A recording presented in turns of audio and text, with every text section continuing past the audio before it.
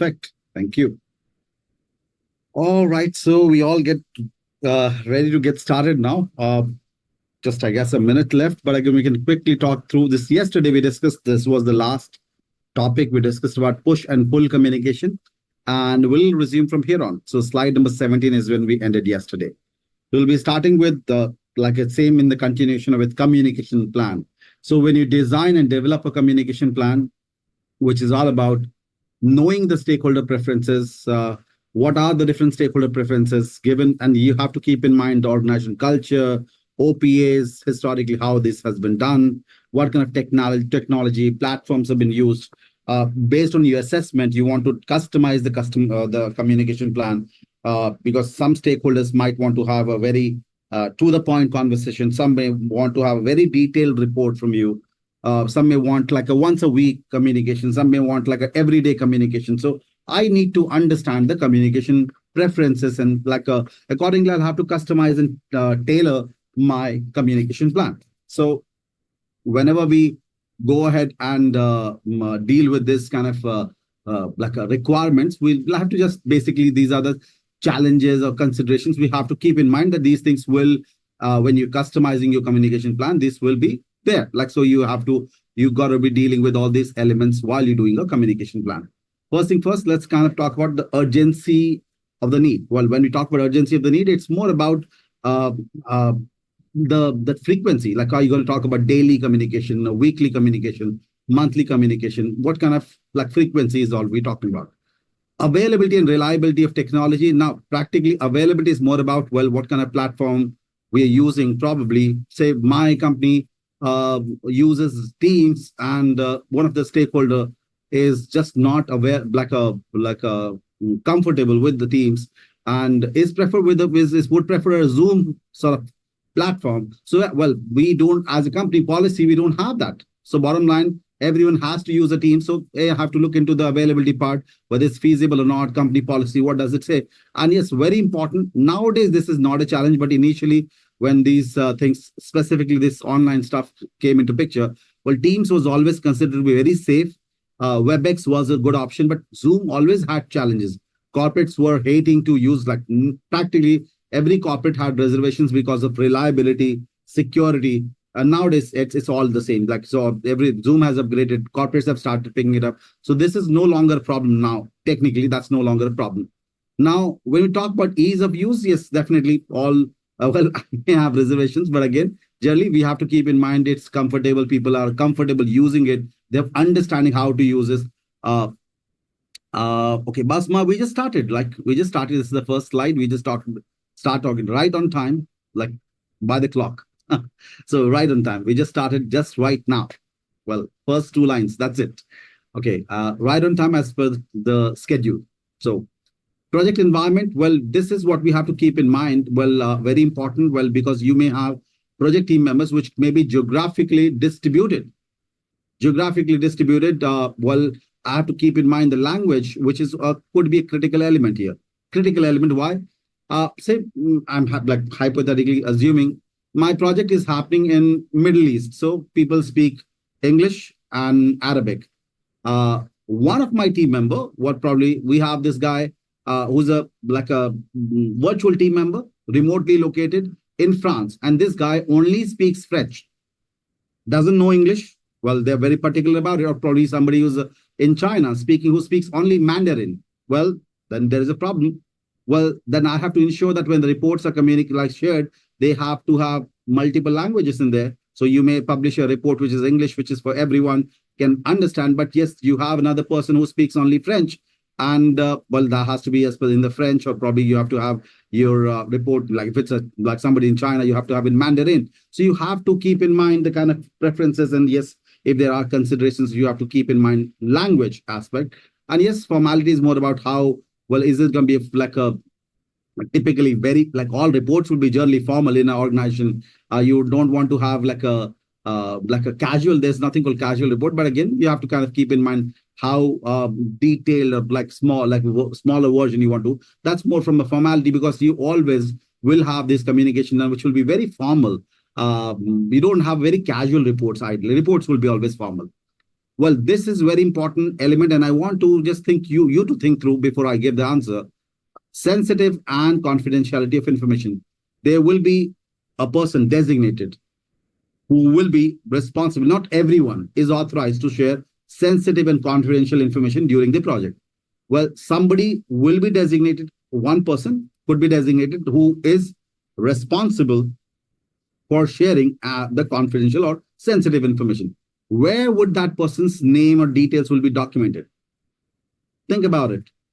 Where would this responsibility that's been talked about, where would this be documented that this Mr. or Miss so and so is going to be responsible for this? Which document we talking about? Not RACI, not in project charter, not in communication plan, not from governments, also governance. No. There's something what we prepare right after the project charter is, like, bottom line, the project is approved, project charter is done, and you get the team members. What do you do with the team members? There's one document which is technically not the business case again. That's team charter. Team charter. That's what where everything is documented. We also see a sample as we move forward in the slides today itself. We'll see a sample team charter. That's not the whatever you will see as a sample is not the formal standard template. You customize your own. So not the stakeholder register. This stakeholder register is about the stakeholders. Who are they? What's the designation, authority, and all. Bottom line, when you talk about the who is, when you say what is the components of team charter, like if you go through the recordings also, I do remember telling that. But again, when you talk about team charter, it's all about roles and responsibilities of the sponsor, of the project manager, of the team members, and then the ground rules comes in the picture. The reporting time, the acceptable behavior in case of there's a dispute, who is going to take a decision, the dispute resolution methods and all that. And then it also mentions who has authority to share the sensitive and confidential information. So team charter is where the team related elements will be explained, and that's what somebody who's been authorized to do that will be documented as a part of team charter. But just keep that in mind. That's the document where you will be seeing this information registered there, like documented there. While you're trying to go ahead and coming to the next one, when you are trying to prepare a communication plan, it's always good to go back and look at historically the OPAs. Well, because you get to know how in this organization, these people have been doing those communications. So where they have been certain restriction on social media, because you can't divulge information. Say I'm doing a project, I'm a part of the project. I can't just go out on social media and just post that information. Well, what is acceptable, not acceptable? What are the protocols of the company as per what is allowed by the project team members to share on the social media? Because they're like, you just can't allow that. Like, so in certain things, you can't just be disclosing it to the public. Given whatever projects you're doing, you've got to keep in mind the data protection laws, because there are a lot of industries, but definitely will be applicable. And obviously the law of the land will come into picture, which is regulation. And very important is part about the accessibility requirements. Now, when we say accessibility, well, I have a Google Drive, say there's a folder. Now, on that folder, I may give somebody an admin right. When I say admin right, will have the authority to add, delete, do whatever you want. But some people may be just given the view rights. So you can view it, you can download it, that's it. But you can't make changes with that. You can't delete anything, you can't edit something. And some people will just not be given rights. So I should have a control over what people say. There is a Google Drive link. Well, I just, by clicking on that link, anyone cannot, and anyone should not access that. So I should be able to control the accessibility. Well, if somebody is not authorized to look up a document, it should not be authorized. Simple as that. So I should have the control in order to restrict unauthorized access, A, and people who need that access should not be facing a problem. So I should make sure that, well, given the authorities and I want to give to different people, I should be able to manage and control that. So all nowadays, you talk about anything, Google Drive, you've got OneDrive or everywhere, you can always assign these rights and you can decide like how much of rights you want to pass on. So all these are general consideration you got to keep in mind while you're trying to customize that communication, because all will be required for customization.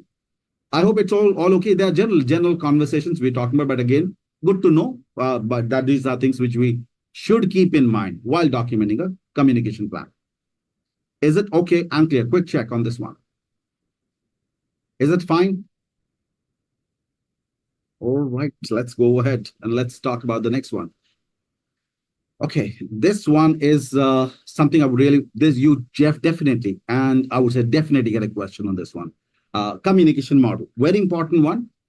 We'll do a small bit of calculation also with this one. But before we do that calculation, I really want to talk about, just check with people like you all. I'm sure we all must have seen that kind of videos. So there's a guy, well, so there are like a lot of people say there's a lot of team members. So first guy is standing here. There's next guy next to him, like so they are facing like not each other, like the one after another, one after another, one after another.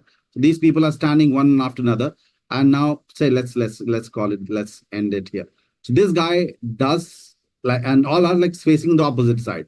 This guy will show some act to this person. Yeah, the funny videos, and you see that this guy shows some act to this person, and then this guy is supposed to enact that, and then this guy is supposed to do it. This guy is supposed to do it. This guy is supposed. When you look at what this guy would be doing, that act, whatever, it's going to be very, very different from what this guy started with. See, this guy might have done something X, Y, Z, and this guy might be doing something else apt altogether. Why? The more number of people in that communication channel, this is what the more loss of information. So whatever information was given from this first person, 100%, will not reach to this next person as 100%. Probably be this guy, the communication guy, there'll be lapse of information. Probably this guy gets only 98%. And I'll tell you why 98%, because there will be loss of, say, something called 2% loss. This is what we call as noise. And we'll talk about noise. So bottom line, there will be loss of information between 1 second. Now this guy gets only 98 and would try to pass on to the next guy. This guy probably only gets 95. There's a loss of 3% here. And this guy passes on to the next guy, that this guy gets probably 90 only. There's a loss of 5%. So as the more number of people are involved in the channel, by the time we probably end here, we might be at 85% of what was original. Original was 100%. You're doing something 85%, which is very big gap. So there's a loss of 15% information in the entire channel. How did it happen? The more number of people involved in the communication leads to that. So the core element here is the noise factor. What we're talking about here, say, assume that there's a class, some sort of class going on. There's a teacher, and I'm just kind of talk about the same, so like teacher, and there's students. So the teacher is sort of relaying some information as per teacher's current emotional state, whatever is going on, has some plans to do, probably has, like teacher has his own. So there is current emotional state of the teacher based on which teacher is sort of teaching some content. So when teacher is sharing that information, well, the students are listening to all that conversation, but at the same time, the other things also going in the mind. Well, probably I have to go ahead and complete that homework. I have to give that exam, and I did not complete that. So things are going all also processing at the same time. A lot of other thoughts are coming to the mind. As per the current emotional state of the student, they are already sort of preoccupied, even though they are in the classroom. There's some noise factor because they are preoccupied. Some information will be lost because they're still busy. So somebody's probably thinking about, well, I'll have to go and probably I have some sort of match to do, and somebody wants to play a video game or something is going on. So plans for the weekend, things are already going, so processing in the mind, and that's where there's a loss of information. So whatever teacher might have communicated will not reach 100%. Now the students respond, even the teacher has certain things going in the mind, because teacher is preoccupied in sharing what I want to do. So the teacher is not in a full frame of mind to kind of accept everything. Again, whatever even the acknowledgement from the students will not be completely received by the teacher. And when now this student, if they communicate something, even there will be loss of information. So whenever you do communication, there'll always be loss of information, what we call as noise. So more number of communications will lead to more loss. So the knowledge or information is lost in the medium. That's the medium where whenever communication happens, in the medium, some information is lost whenever you do communication. So more number of people involved in the communication, more loss will happen. That the funny videos which we have seen, same logic here. Now, what do we need to do and what kind of question you'll get? I will give you, I'll kind of solve a couple of things, and then I'll ask you a question here. So be prepared for those kind of questions. You might get those kind of questions here. So first thing I'm going to give, and that's what we're going to talk about. We'll have to purposefully, we can't just eliminate the noise. We can't. So we have to purposefully, first of all, that concept has to be clear in our mind. More people, more communication channels will lead to more losses. So try to control the communication channel. Try to keep as less people in the communication as possible. Let's not do a spamming, because more people involved in that is a spamming will lead to like more people connected, and more people will result in more communication loss. And that's why I want to talk about a formula.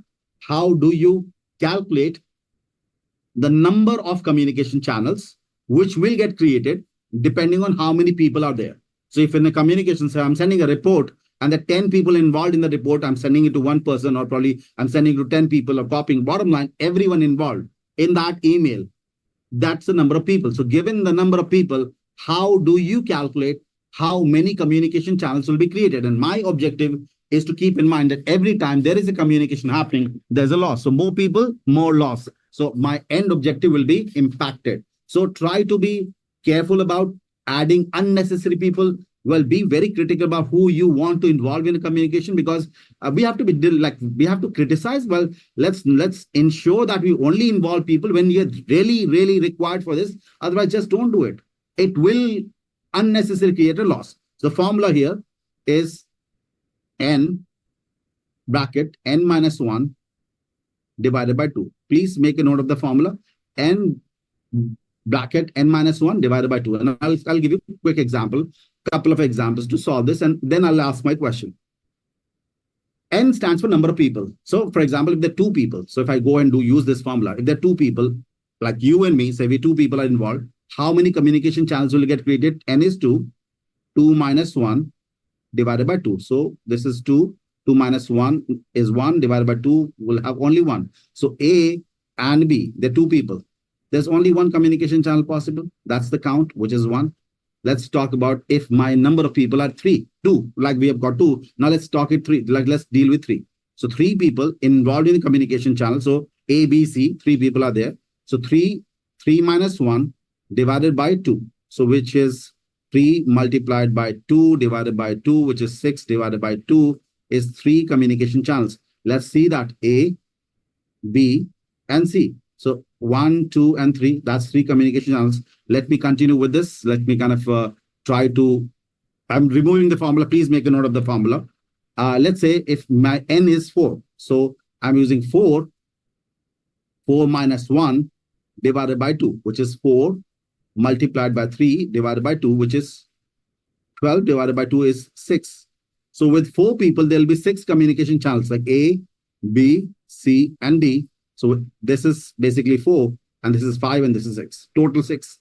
There'll be total 6 communication channels created. So as we keep on increasing the number, and you have to do the calculation, how many communication channels will get created. So more people, more communicate. Now it will start increasing exponentially from here on. As you start increasing number of people, it increases the communication channel, and that will be a big number. And that means that there'll be more loss happening. So keep it short, it will be less, loss will be less. The moment the number gets increased, it just does not add up. It multiplies, it rather exponentially, it will increase. So the question here is, so please make, you know the formula.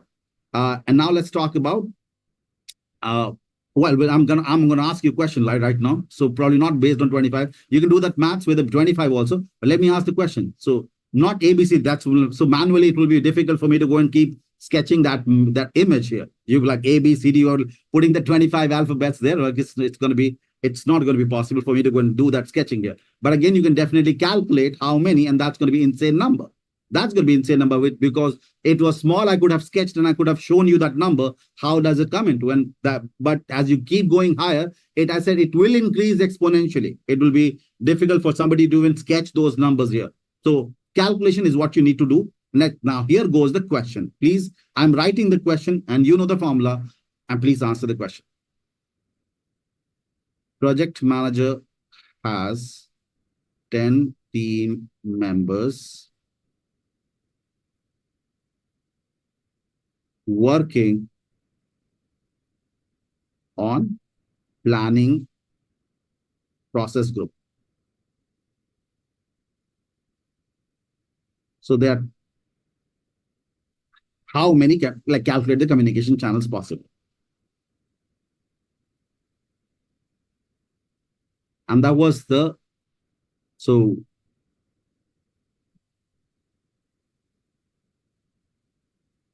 we got the answers, and most of us are wrong. Why? Like most of us, barring few, it says that most of us are wrong. Well, n is how much? 10 or 11? N. N is 11, not 10.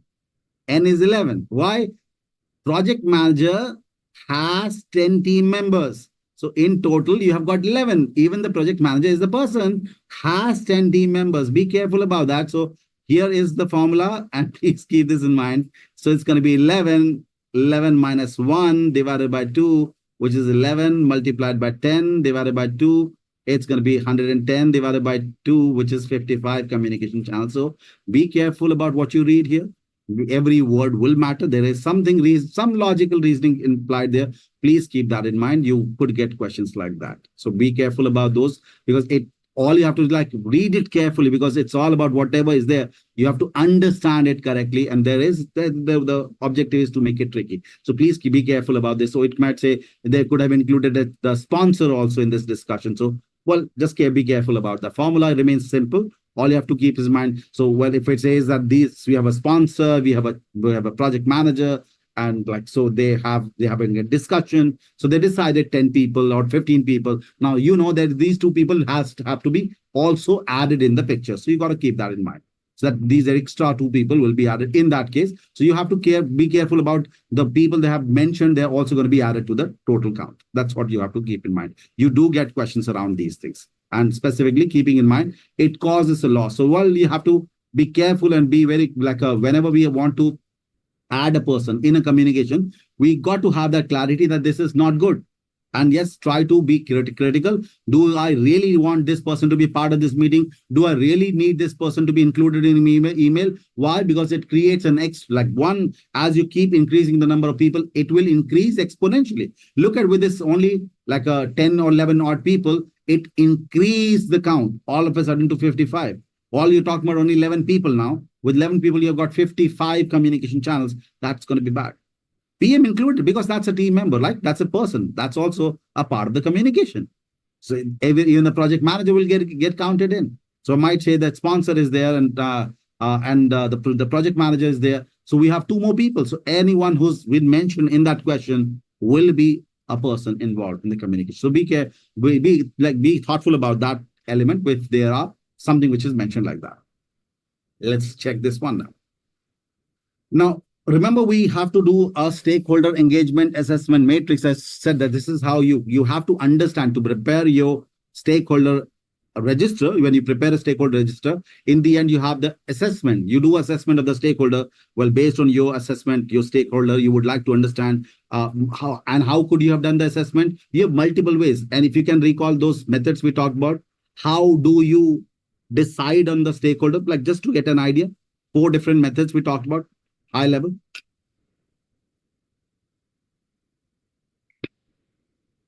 The 4 methods we talked about yesterday. The 2D model, the 3D model. We have the 2D model. We can use the 3D model. We can use a salience model. We can use direction of influence. So we can try to look at those methods to understand what kind of person I'm dealing with. Now, once you have that stakeholder understanding done, you will be required to create this stakeholder engagement assessment matrix. So we'll be looking at what is the sample stakeholder engagement assessment matrix, because I will be required to understand the stakeholder and accordingly customize my communication plan. The strategy that I'm going to prepare is this SEAM. We call it, in short, we call it SEAM, stakeholder engagement assessment matrix. So we will be preparing this SEAM. Let's have a quick look at example. I'll be giving an example too. This is how it looks like. Let's see. This is what we call a SEAM. So this is the strategy we are preparing. And this is the basically whatever we have assessed the stakeholder. Is the stakeholder unaware? Is the stakeholder unaware? Is the stakeholder resistant? A neutral one, a supportive one, or leading? Why? Based on my assessment of the stakeholder, I would be mapping it. So I'll give you a quick example what is given here. Let's take let's try to take a scenario to understand it better. So we are we have a team, and this company has like a and these are like name of the we are putting this number. So we know what is one, stakeholder 2. We are not rather using a name. We're rather putting a number so that we know who's stakeholder one. So we are keeping it that way so that we know for sure we're not putting a name because we might be putting somebody as a resistant. So yes, people might take it because it's an open document. So I know who is one, who is two, who is three, but I'm not going to write down a name because it can be the person might feel offended if I put somebody as a like resistant. So well, we'll rather keep a number so that because this can be accessed.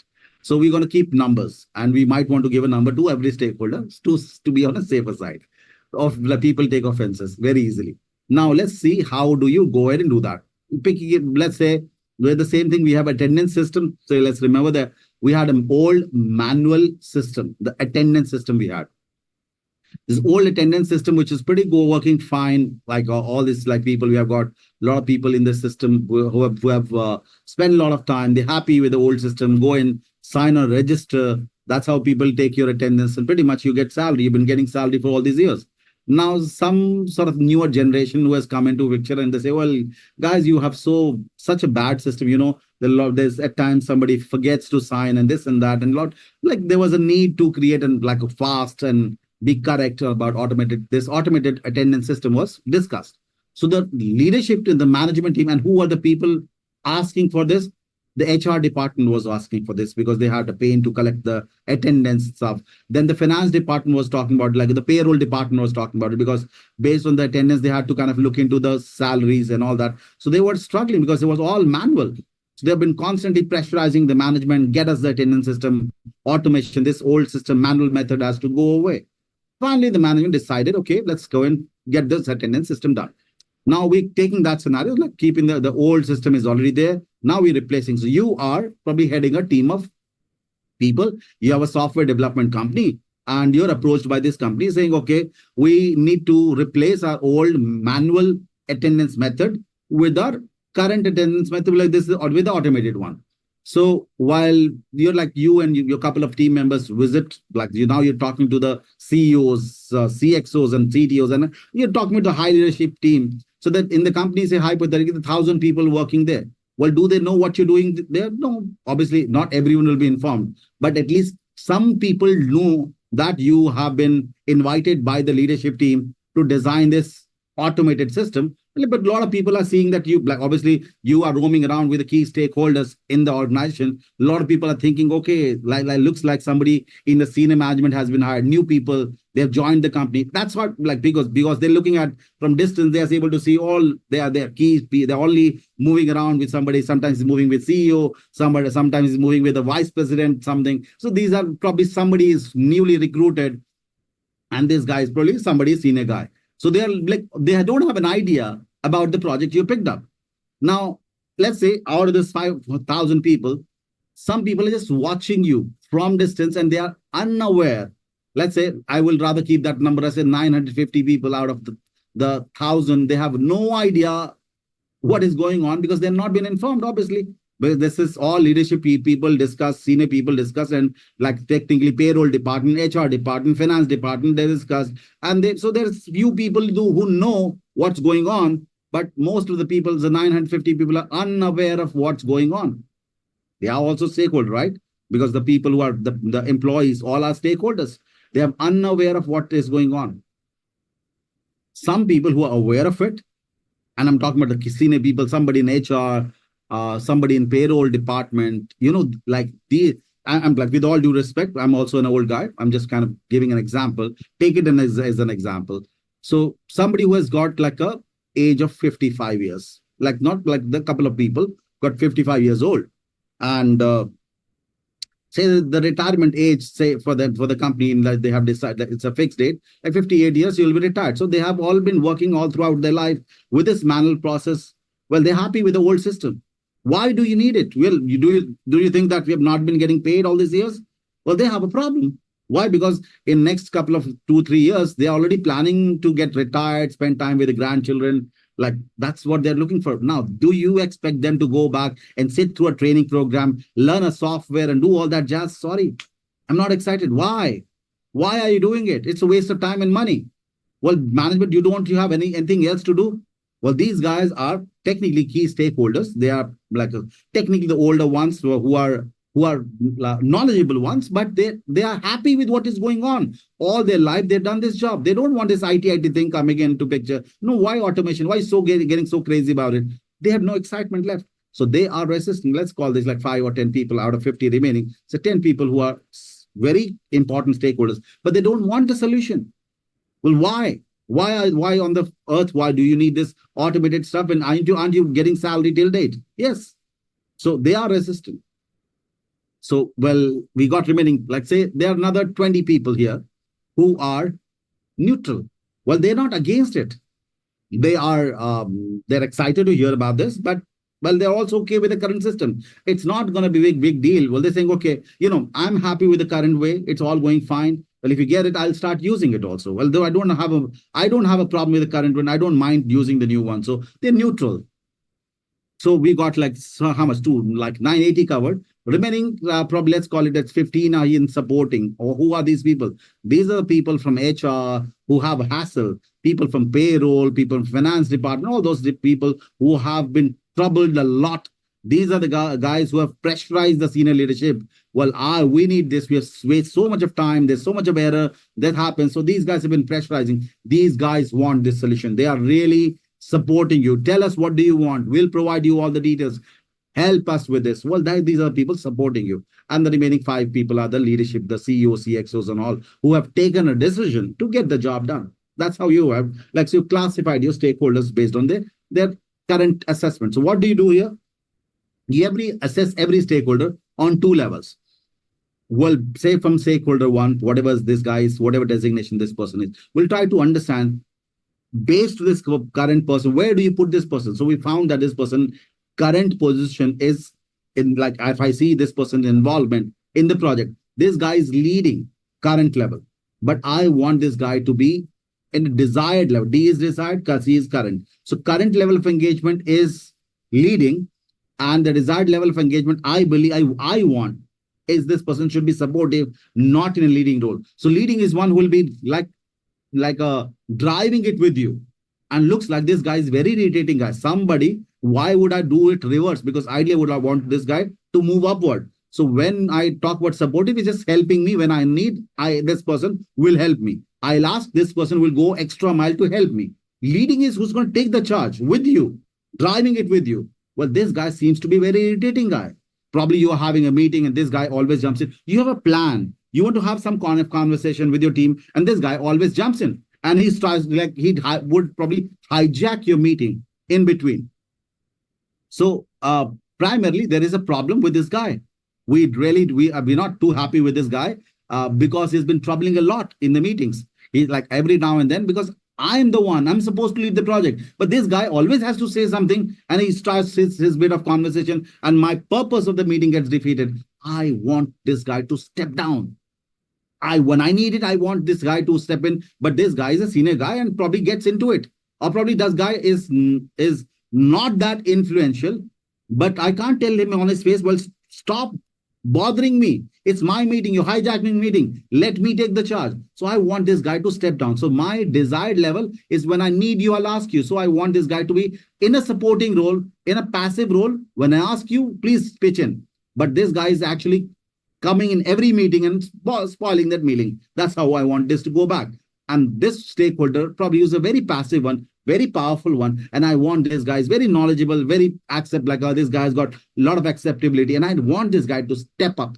Now, I want this guy to step down. I want this guy to step up. That's what I'm planning. I'm trying to understand where this guy should be, where this person is now, and where I want this person to be in that case, based on my requirement. Well, this person is neutral, was not too happy, not too excited. I want this guy to be in a supporting role. This guy is again in a support, like probably they have no role. They're not happy, not complaining, but I want them to start supporting me, desired level. I want them to be supporting it.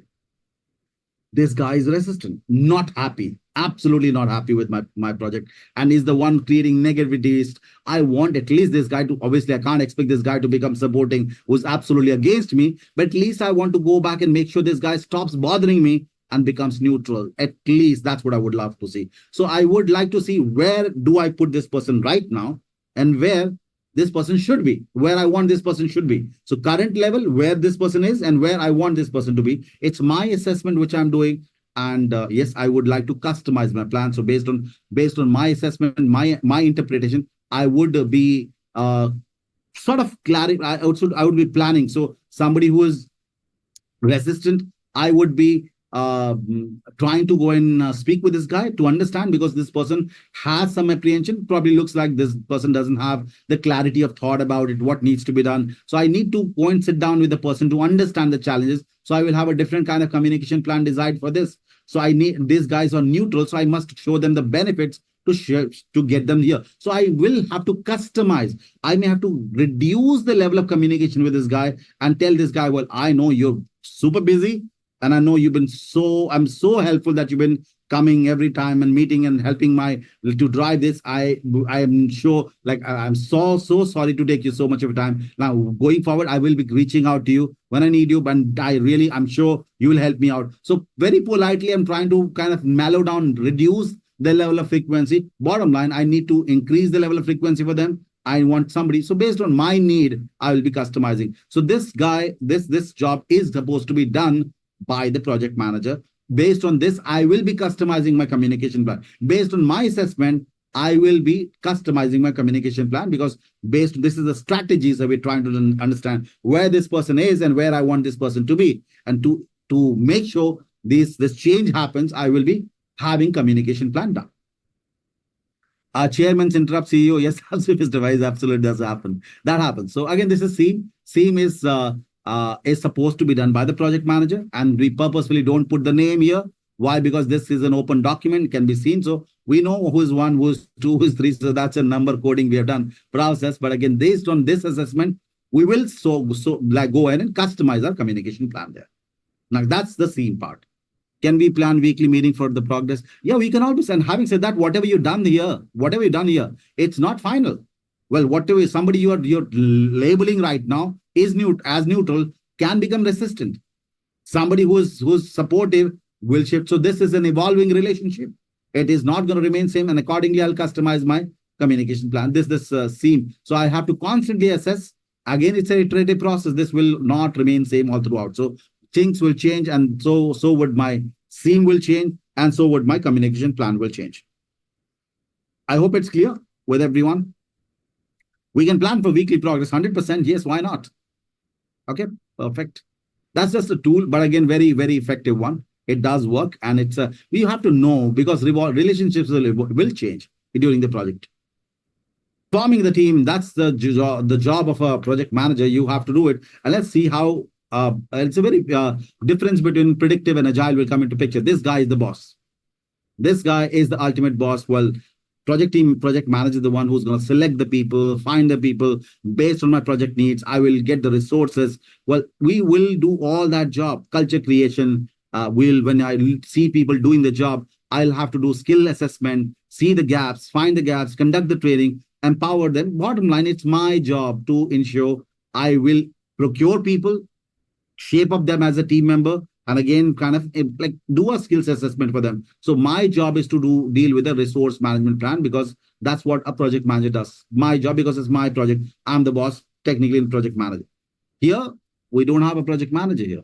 Well, so where these people, the decision-making power is all with the team. 100% decision-making power is with the team, because we have product owner who wants the job to be done. The team is the one doing the job. So there's all role that basically the 100% authority lies with the team. Scrum Master is only responsible for ensuring agile practices are followed. Coaching, feedback, that kind of thing. Servant leadership practice, that's the job of Scrum Master. So team is the one who self-organizes. This is a set of local domain experts. They don't need somebody to tell what needs to be done. Big question, do we have a leader in case of agile? The answer is everyone is a leader. You don't need one guy to come back and tell, okay, you need to do this. No. In everyone is leader. That's a self-organizing team. Everyone assumes leadership. Everyone's behaves like a leader. But having said that, there can be different methods of agile leadership also. So there are two ways. One is called distributed leadership. And we'll see those as it will come in future slides. Distributed, and there is a centralized leadership. So in case of agile also, we can have a leadership. Bottom line, everyone is a leader. everyone practices leadership, because everyone is expert in their area. So they will try to lead by example in every area which they are responsible for. But within the team can sit down and decide, okay, one of us, we all respect each other, everyone is expert, but one of us is like probably very senior person, has a lot of knowledge, experience, and is very much respected by everyone. Everyone believes this guy is very transparent. So together we all can select one person, but nobody outsider is telling us. We can sit together as a team and decide a team leader. The team leader can be decided by the team, so nobody else decides it for them. The team can have a centralized leadership where the team members would have selected, and they would have selected a person which they believe we all trust this person, but let's go and make this person a team leader. Or they can go for centralized, well, a distributed one, which is where, okay, you can say sprint 1, you become the decision maker. Sprint 2, you become it. So everyone keeps practicing, it keeps rotation. It's like a rotational leadership. So every sprint, or you can do every, like whatever you decide, but it's more of the roles will be distributed. So ideally, you can say first sprint, you cover up. Second sprint, the leadership goes to decision making, goes to somebody else. Next sprint, it goes to somebody else. So everyone gets to practice the leadership in a distributed format. Bottom line, which model they will use? It's team. So who decides? The team only. So team is the ultimate decision maker. But yes, you can have both kind of leadership seen in Agile. But again, you don't have a project manager here, so we can be rest assured there's no need of a project manager in Agile there. Quick one, the team part. Now I'm going to play this quick short video. Will the OPA have seen that we have can refer to? 100% yes, absolutely yes. But again, the problem is that we may not see the name. Yes, you might have the stakeholder register, which will say stakeholder register will have final categorization done. Definitely, you'll have a final category in the stakeholder register. The last column will say promote, like a leading, probably register, neutral. That can be that would be mentioned there. So yes, it can be still okay. Sure, please, Danish. Absolutely, no problem. Well, so it is going to be. When we talk about OPA can be referred, and we can always check that. And you will see things will see. If I can refer from previous projects, I would definitely be happy to see that. But again, it will give me some sort of perspective, some idea about how this goodbye. It's quite possible a stakeholder which was negative in the previous project might be positive because that project manager was not able to handle the needs of the customer. So it's quite possible. That's so. But it will give me some bit of idea, and we should not make perceptions out about it. But again, it's good to have a perspective. That's so. It will, yes, absolutely, Farah. It will give us a perspective. That's it. Should team be prepared only by 100% by the project manager? It's a project manager's job. Volunteer team leader takes own accountability. In case of Agile, we're talking about, right? Diana, in Agile, if team has chosen if the team has chosen a leader, that person will take a decision on behalf of the team. The team would have decided it. It's a team decision. No one else can decide on their behalf. It's a team decision. Well, if we have gone for a distributed one, whosoever is the leader will decide it. If in case you've chosen a centralized one, that centralized person will decide. It's a team's decision. Nobody else outside the team decides it. The team decides, and team will have the dispute resolution methods. If in case of conflict, how will it be resolved? That will be decided by the team itself. So it's a team. In Agile, nothing goes outside the team. Will PM reveal and discuss? No. Well, based on the team, I will have my understanding developed for a particular person, and according to that, I will customize my communication plan. I'm not going to go and communicate that. I will just be using that understanding and knowledge to design my communication plan. So stakeholder engagement assessment matrix. When I've assessed the stakeholder, I would like to, what I'm assessing? The engagement level. And I would like to see where this person is and where I want this person to be. So to adjust the engagement to increase or decrease, I will use communication. So it's not going to be communicated. That will be used to design my communication plan. Quick one, I'm going to play this video. It's about team formation. Please remember, this is very important. You will 100% every time everyone gets it. So you will also get it. No exception. You will get a question here. playing with you, please confirm if you're able to hear it. In Agile, we don't do seam, nothing of, but that's done by project manager. You don't have a project manager. Okay. A psychologist named Bruce. Are you able to hear now this audio? Back in 19. So now I'm going to play it from beginning. Please watch this. This is very important.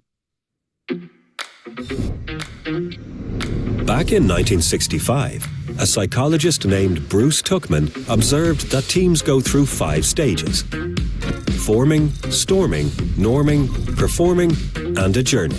Tuckman didn't just have a knack for rhyming, although that does make his model easier to remember.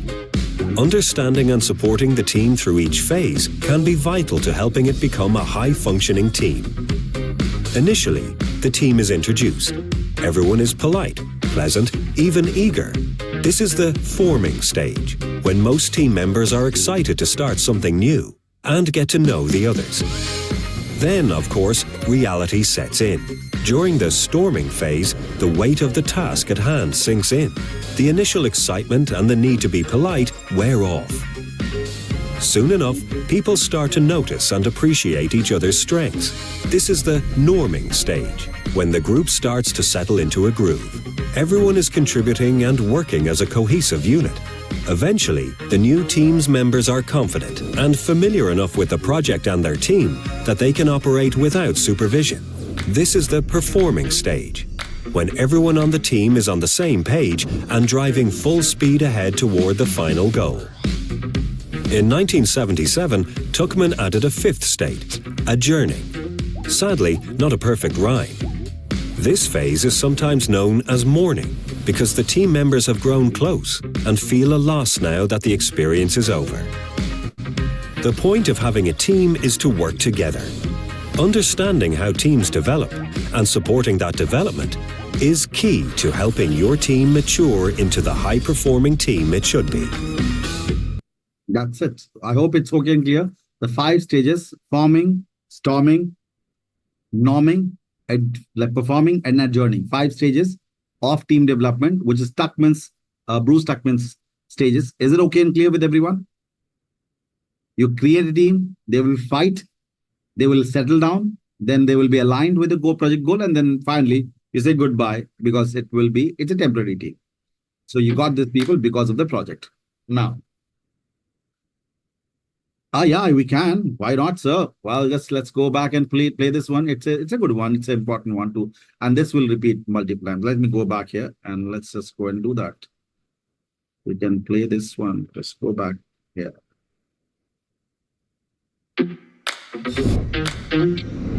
Back in 1965, a psychologist named Bruce Tuckman observed that teams go through 5 stages: forming, storming, norming, performing, and adjourning. Tuckman didn't just have a knack for rhyming, although that does make his model easier to remember. Understanding and supporting the team through each phase can be vital to helping it become a high-functioning team. Initially, the team is introduced. Everyone is polite, pleasant, even eager. This is the forming stage, when most team members are excited to start something new and get to know the others. Then, of course, reality sets in. During the storming phase, the weight of the task at hand sinks in. The initial excitement and the need to be polite wear off.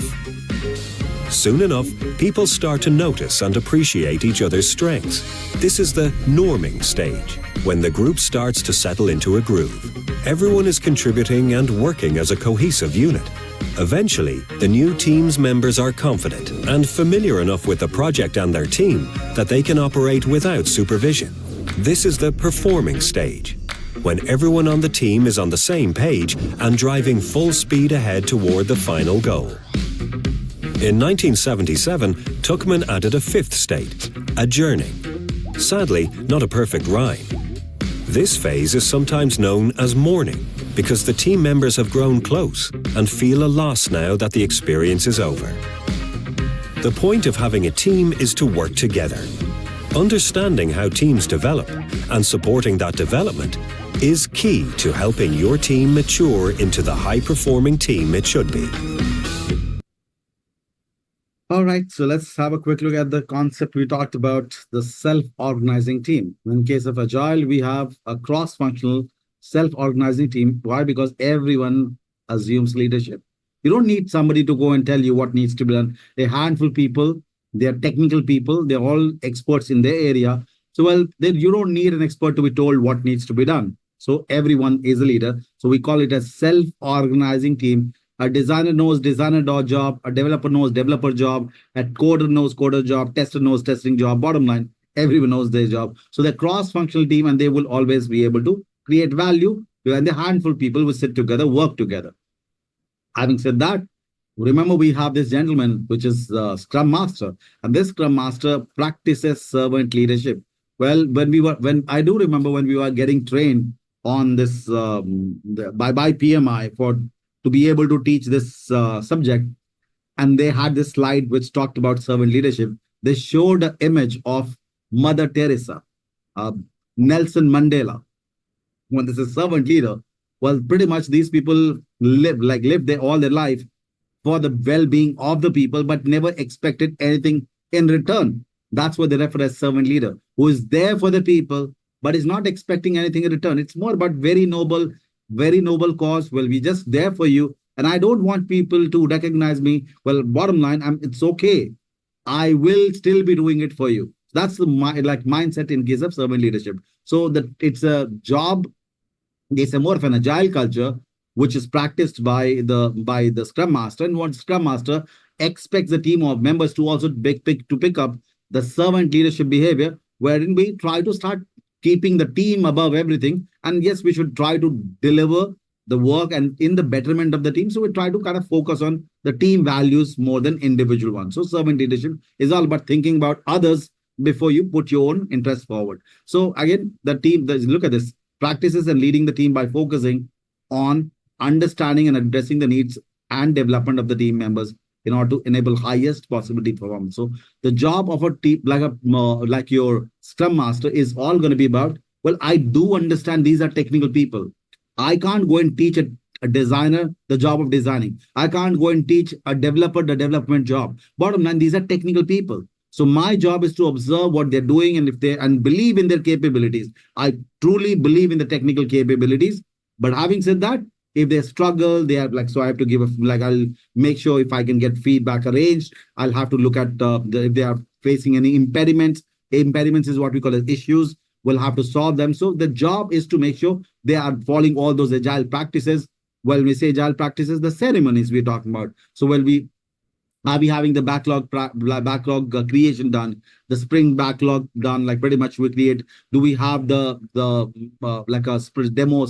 demo sessions conducted? Are we doing the retrospective? Do we have all those meetings done, which are a part of it? So we do the backlog reprioritization. So all that job which is supposed to be done are, because that's a part of the agile practices. So are we following those practices or not? That's what the job of Scrum Master. Why Scrum Master would do this? Because that's the job, because that's how agile works, Mr. Yusuf.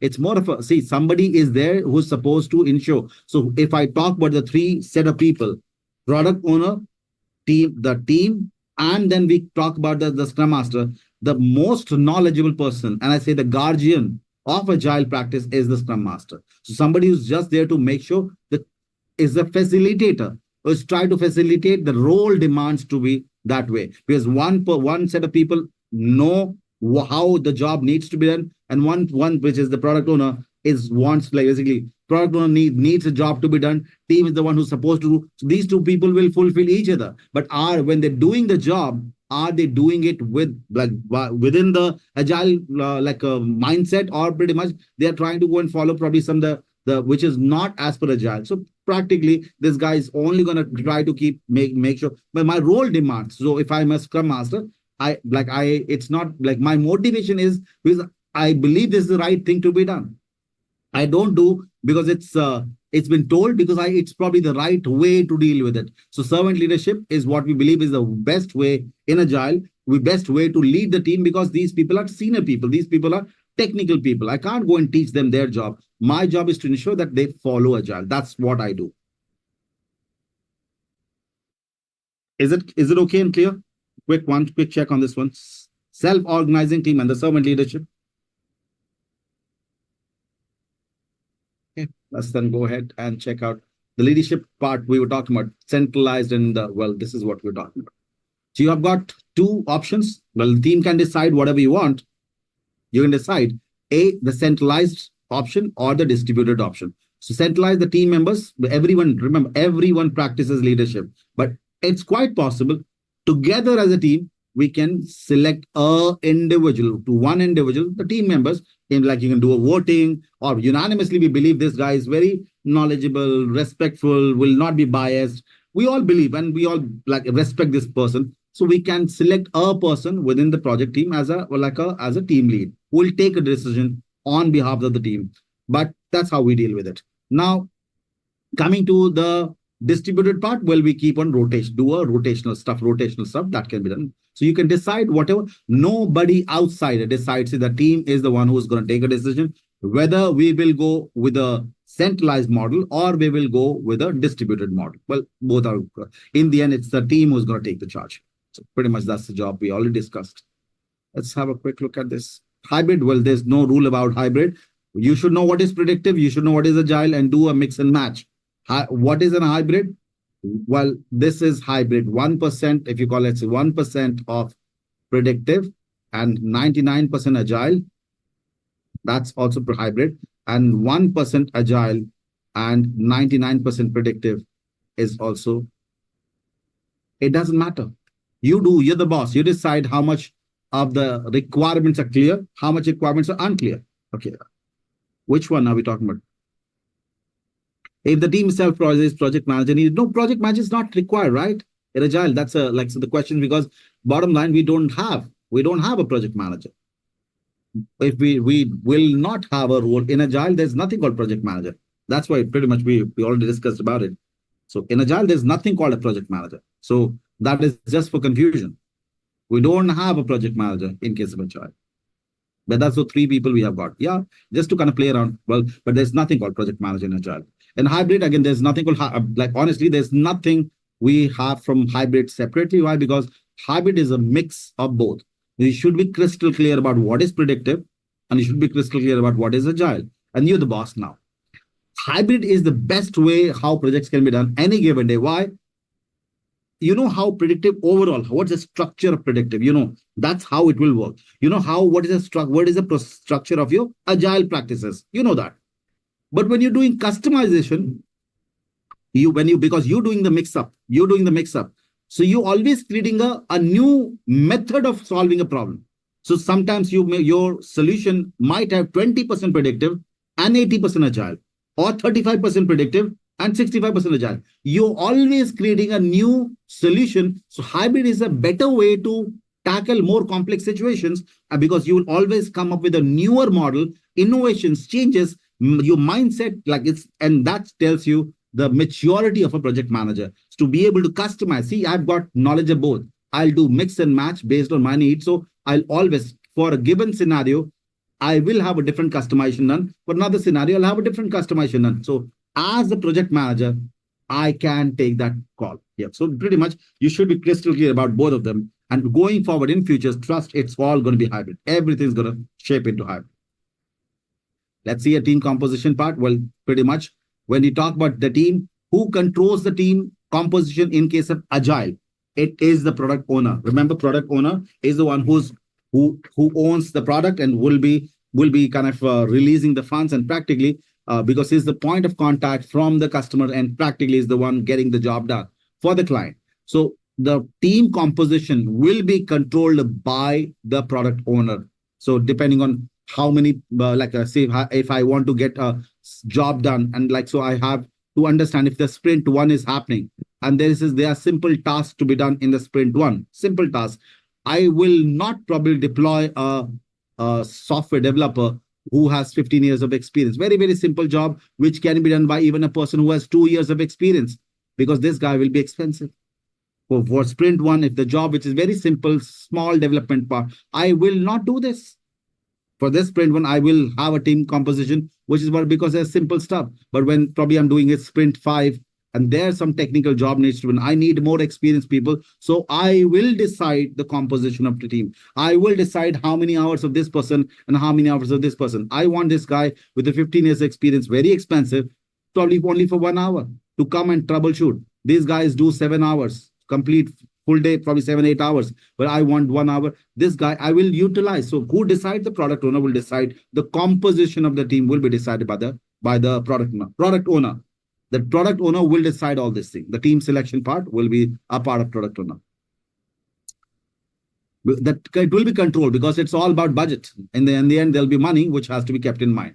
So when we talk about team composition, well, with the makeup, well, whenever you go and start doing the job, it'll completely depend on the kind of work you're doing. So the team, how the team composition will be there, will based on basically you might have to look into what are you developing accordingly. I'll get the required resources. It will definitely vary based on the kind of organizational hiring practices, culture, location, scope. Bottom line, these people can be full-time or part-time. Now the concept has come into picture. Globally, people we used to call there only I-shaped teams. I-shaped teams. Now they have changed to a T-shaped team. That's what a project manager has to work upon to create people from I-shaped team to T-shaped team. So earlier, these were specialists. Say, I'm a designer. I know only designing job. I am a developer. I know only the development job. So if this guy, I don't have, like, say, for a designing job, I only have, say, 4 hours of work in a day. Do I let you just take money for entire 8 hours, like with your 8 hour shift? No, I'll cross train you. So this is core. Your core specialization is still here. You are a specialist in this area, but you've been cross trained on other design, like the departments also. So if if I'm a designer, that's my core skill, my experience, my education, everything has been into, I am a good designer. Like I do the software designing, like whatever the designing work, graphic designing has to be done. But I know some part of development also, some part of testing, some part of like debugging. So this is the core, the depth we're talking about. This is my core specialty for which I was actually have taken my education, my experience. But this is extra acquired skills which we have gone through cross training. So project manager has to shape up every team member from I-shaped team to T-shaped team. Why? Because if there is a shortage of resource, one fine day, somebody is not well, my work will not stop. Trust. Why? Because the other people in the team who have been cross-trained. If one person somehow meets with an accident, unwell, my work will not stop. So shortage of resource can be taken care of because you're handful people. In case of, we use the same concept. If we say in case of lean, we have Lean Six Sigma. In lean, we say everyone does everything. And agile has 100% same logic. Everyone does everything. So you may be expert in one area, but you're cross trained in other departments. You may not be expert in those areas, but you have average, not overview, but average working understanding. So you will have a like mix of people. So there was a time we used to call that we need specialists. Now we need generalized specialists. So now the term has, earlier people were looking only for specialists, core specialists. Now we need generalized specialists, not just specialists, just generalized specialists. So that is how we want to design our team. You may get people with excellent experience or probably good knowledge in particular area, but we will be required to work with these people, do the cross training, and then make sure the team is able to become a T-shaped team. That's the job of a project.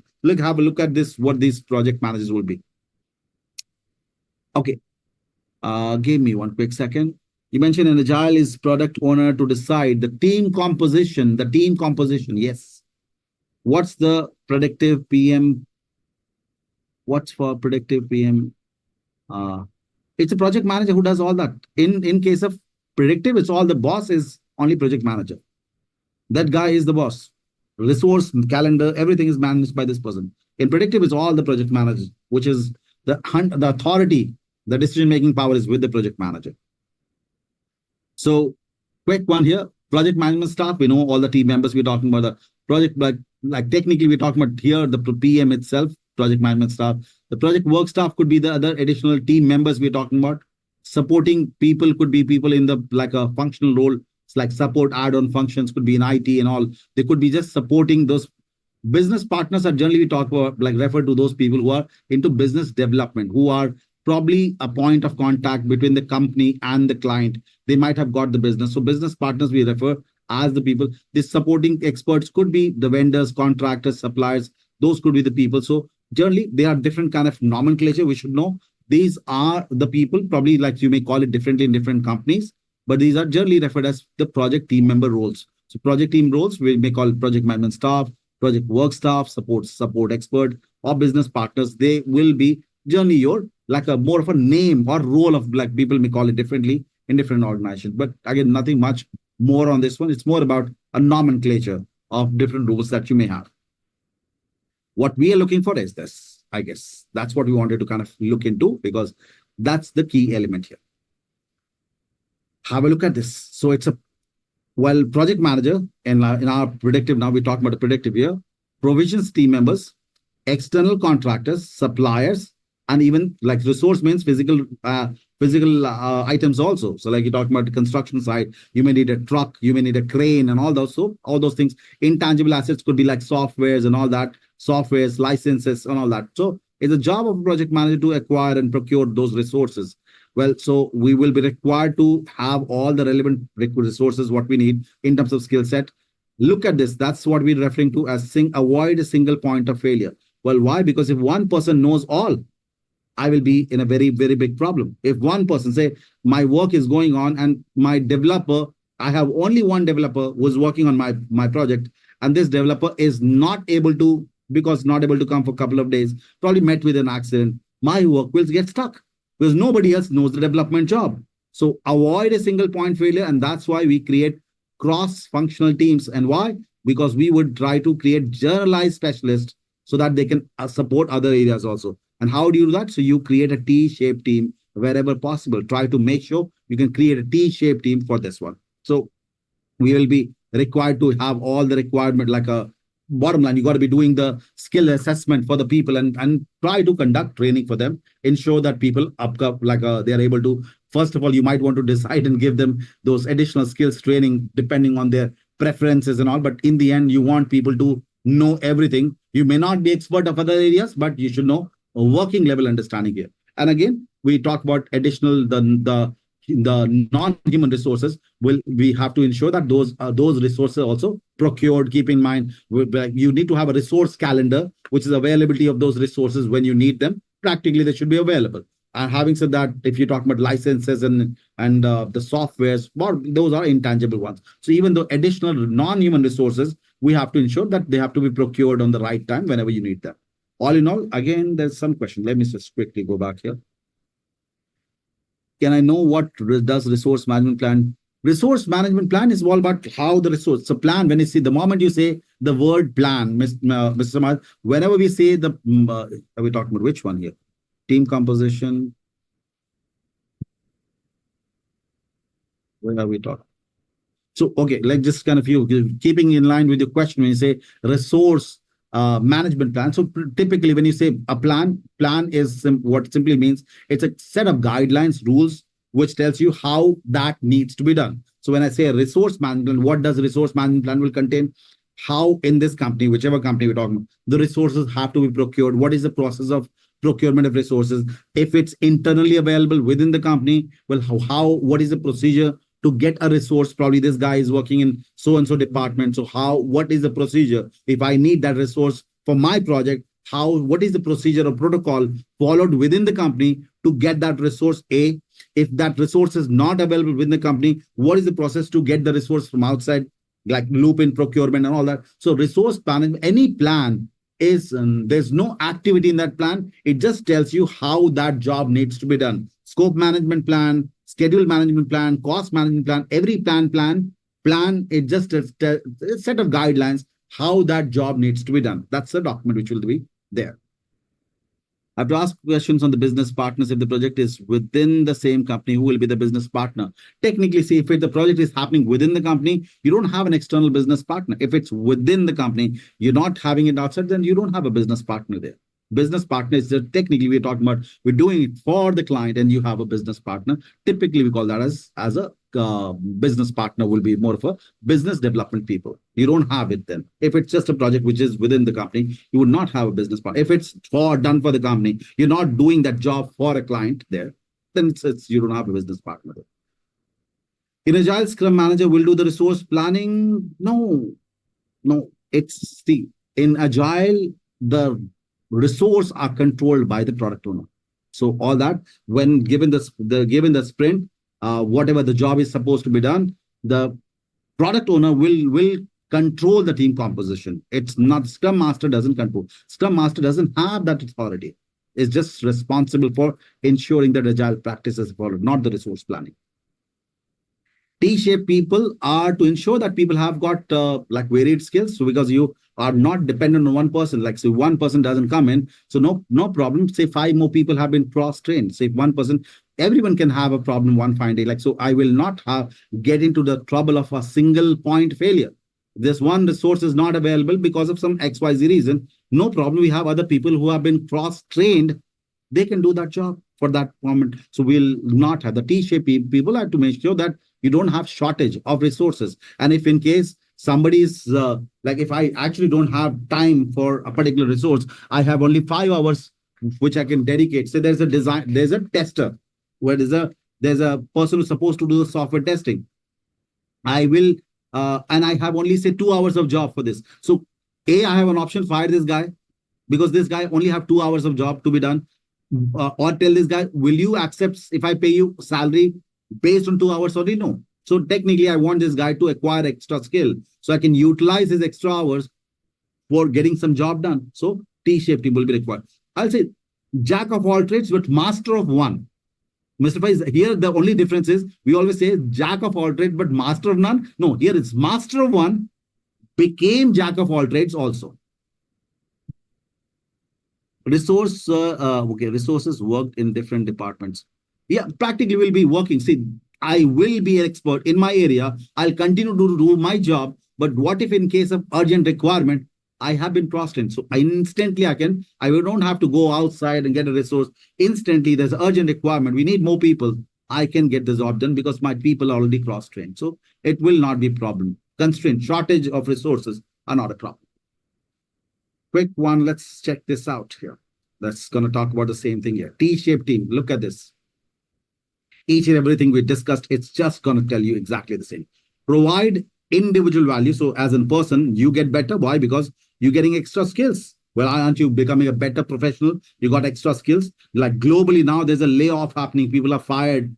Well, if somebody has so much of different value add, this person will always be more difficult choice to fire because you have more individual value. You contribution you as a person would be much more. So as an individual, you are definitely as a person, you're getting more benefited, but it adds versatility to the project team. So this guy knows core job one, but knows five extra jobs to be done. So if you need, this guy, if you need a problem, we can always use this person. So this is an extra power that the project manager would have. Lends flexibility. Yes, that's what it is. You have option. Helps avoid key shortage resources and work stoppages due to availability. You'll not have a problem. If one key resource is not available, no problem. 5 more people are already waiting there. Bottom line, they are cross-trained, so they can instantly pitch in. So your work will not get stopped anytime. Why? Because your people been cross-trained. T-shaped team. Train and coach team members to become T-shaped. Breadth is the top part, which is not overview. Please keep this in mind, not overview, but average person in other departments, and you are skilled resource. Depth is for the core specialty. These other departments, this is core specialty. So that's what you got to be creating, the T-shaped team. I hope it's clear with T-shaped team. What is T-shaped team? Is everyone okay with this? Quick check. Well, yes, and in Six Sigma, well, by the way, yes, having extra skills and in technically, being very honest, this is copied from Lean. Lean, when you say Lean Six Sigma, Lean concepts are 100% based on this logic. Because in Lean world, everyone does everything. In Toyota, everyone does everything. This concept has been picked up from Lean Six Sigma. The Lean part, not in Six Sigma, but Lean. That's what they use. Everyone does everything. So in case of wherever the companies have a concept of Lean, well, either you're working or you're getting trained all the time. Every time you are either working or you're getting trained. So you probably, maybe most of the people are always working at shared resources. Now, this one we have discussed yesterday, like briefly in the first chapter I was talking about, lesson number 1. I said there are bullet points there. So this line was there. Again, I'd like to quickly remind about this. Well, we discussed about this one. Diversity. is very important to keep in mind, because a lot of people do get scared with the diversity, because you get people from different background. Like if you look at this image, we look at people from different background, different culture, different nationality. Well, should I be concerned about it? Yes, some people will be, because when you get people, it's difficult to understand, get along. No, it is a blessing. Trust, you will be, you're, as an individual, your knowledge will also grow a lot, and you will be having a team which, because you got people from different background, this team will have a lot of action. People will talk about it, people will brainstorm, people will have a, and when people contradict, it's a positive sign. That means people, you're still talking to people who are living, who are thinking, and you're contradicting. Absolutely good. When people have difference of opinion, it gets the best out of them. So we want people with diverse background. It is always a big plus point. So as a project manager, when somebody says you've got people from this and that background, well, I love that. Amazing. Well, I couldn't have asked for more. Amazing. So that diversity should be always embraced. We should not think about that as a problem. Equity, bottom line, the word says equity. Everyone is equal in the team. It doesn't matter which nationality you come from, what's your skin color, what's your religion, what's your gender, doesn't matter. What's your age group? Absolutely not. Everyone is equal. The ground rules we've created in team charter are applicable to everyone, including the project manager. If you decided certain ground rules, it's same for everyone. Nobody gets a gets to deviate from that. There will be repercussions for that. Inclusion standards, very important to keep in mind. Everyone must cross the finishing line together. That's what inclusion is all about. So you might have people, who may struggle, and that's when you, like say the 10 people in the team, I feel 9 are doing a great job. They're doing at the right pace. One person is the one because of which my process is going down. It's put this guy is slowing down the process. We all can look at this guy as an evil. This guy is the one who's slowing my process and things are not getting worked out. B, we all should pitch in, and because this guy may be struggling with something, trust. Right now, this guy is struggling. Tomorrow, you might be struggling, and this guy may be the one pulling you every. So nobody's perfect. We all have pluses and minuses, and we should accept people as it is. And yes, having said, I don't want to let this person with that minus. We would be conducting training, we'll be helping this person. So we all will pitch in. So nobody gets impacted. And this guy also gets picked up, and we'll try to ensure there's a skill gap. We can fix that. So the team has to keep that in mind, that we all have pluses and minuses. So we can't have a negative approach towards an individual. Everyone, bottom line, there's a finishing line. As a team, we must all cross together. So nobody can be left behind the line. So we will have the inclusion standard for everyone. Quick one. Let's talk about the next one here. Expert judgment. This is a very important one to keep in mind when there will be an important thing here. Based on the previous slide, T-shaped team people, can it result to a task overload to a team? No, actually, people will continue to do their own job they were hired for. Well, we have developed this. This is the bench strength I have. So people are hired to do their job, and they will continue to do their job. It's more about ensuring that what if in case of an urgent need, last minute, and say we have a deadline to meet, and there's a need of more people for as a developer, and will you not be able to get a resource last minute? But yes, you have got your team. They all can pitch in. So that's more of a backup I already have ready. So people will still continue to do their job, whatever they hired for. But this is more about a sense of like a relief you have. What if I already have people? I don't have to go and out find people there. Very important one, because I really want to talk about this, because you could get a question, and that can be one element which we have to keep in mind. We're talking about expert or expert judgment. Look at this. These are people, consultant people. Logically, they're experts. Stakeholders, we can talk about the key stakeholders. They're experts. Professional and technical associations. A lot of associations are there. Well, in case of Six Sigma, we have something called ASQ, American Society of Quality. You have ISOs, various ISOs are there. In case of automotive industry, AIAG. So they're technical associations where you can always reach out to them, tell them, and they can solve your problem. They can give you ideas, guidance and idea. So that's where you can talk to them as an expert. Now look at this. It talks about historical data also. Project manager is a tech, but this is not a person. Everywhere you're talking to a person like consultant, stakeholder, even professional association, you will talk to them. They are experts. But look at this historical data. OPA. Please keep that in mind. That's also considered as an expert. Why? It was created by one.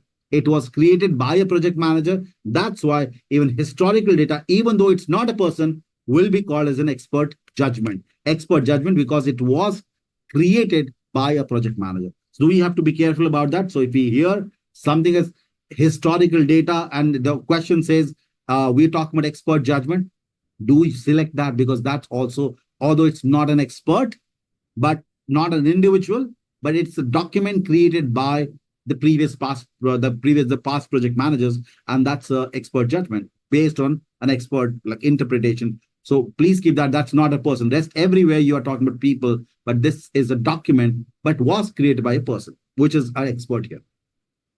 So keep that in mind. That only that, because rest elements we all know. We can always say, okay, this is it. But document historical data, please, that has to be kept in mind. It's not there.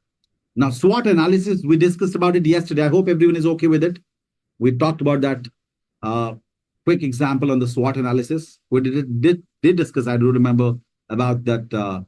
Yeah, so I hope you're okay with it. SWOT analysis. Try to build on your strength around the people, and then try to go and continue to work on these like small mini issues that we have there. So continue to work on the training for these people. Now, having said that, team norms. That's what we talk about. Team charter. The team charter we're always talking about. We will see a sample, but that's not the final one. Please keep this, whatever we're going to talk about, but conceptually we got to keep in mind. I'll see a sample here, but all in all, you will customize your own. So who creates, look at this. Together, established expected team behavior at the beginning of the project. But the moment project charter is declared, that means project has started. You will get people and then create a team charter right after the project charter is done. Now enables the team to handle challenges.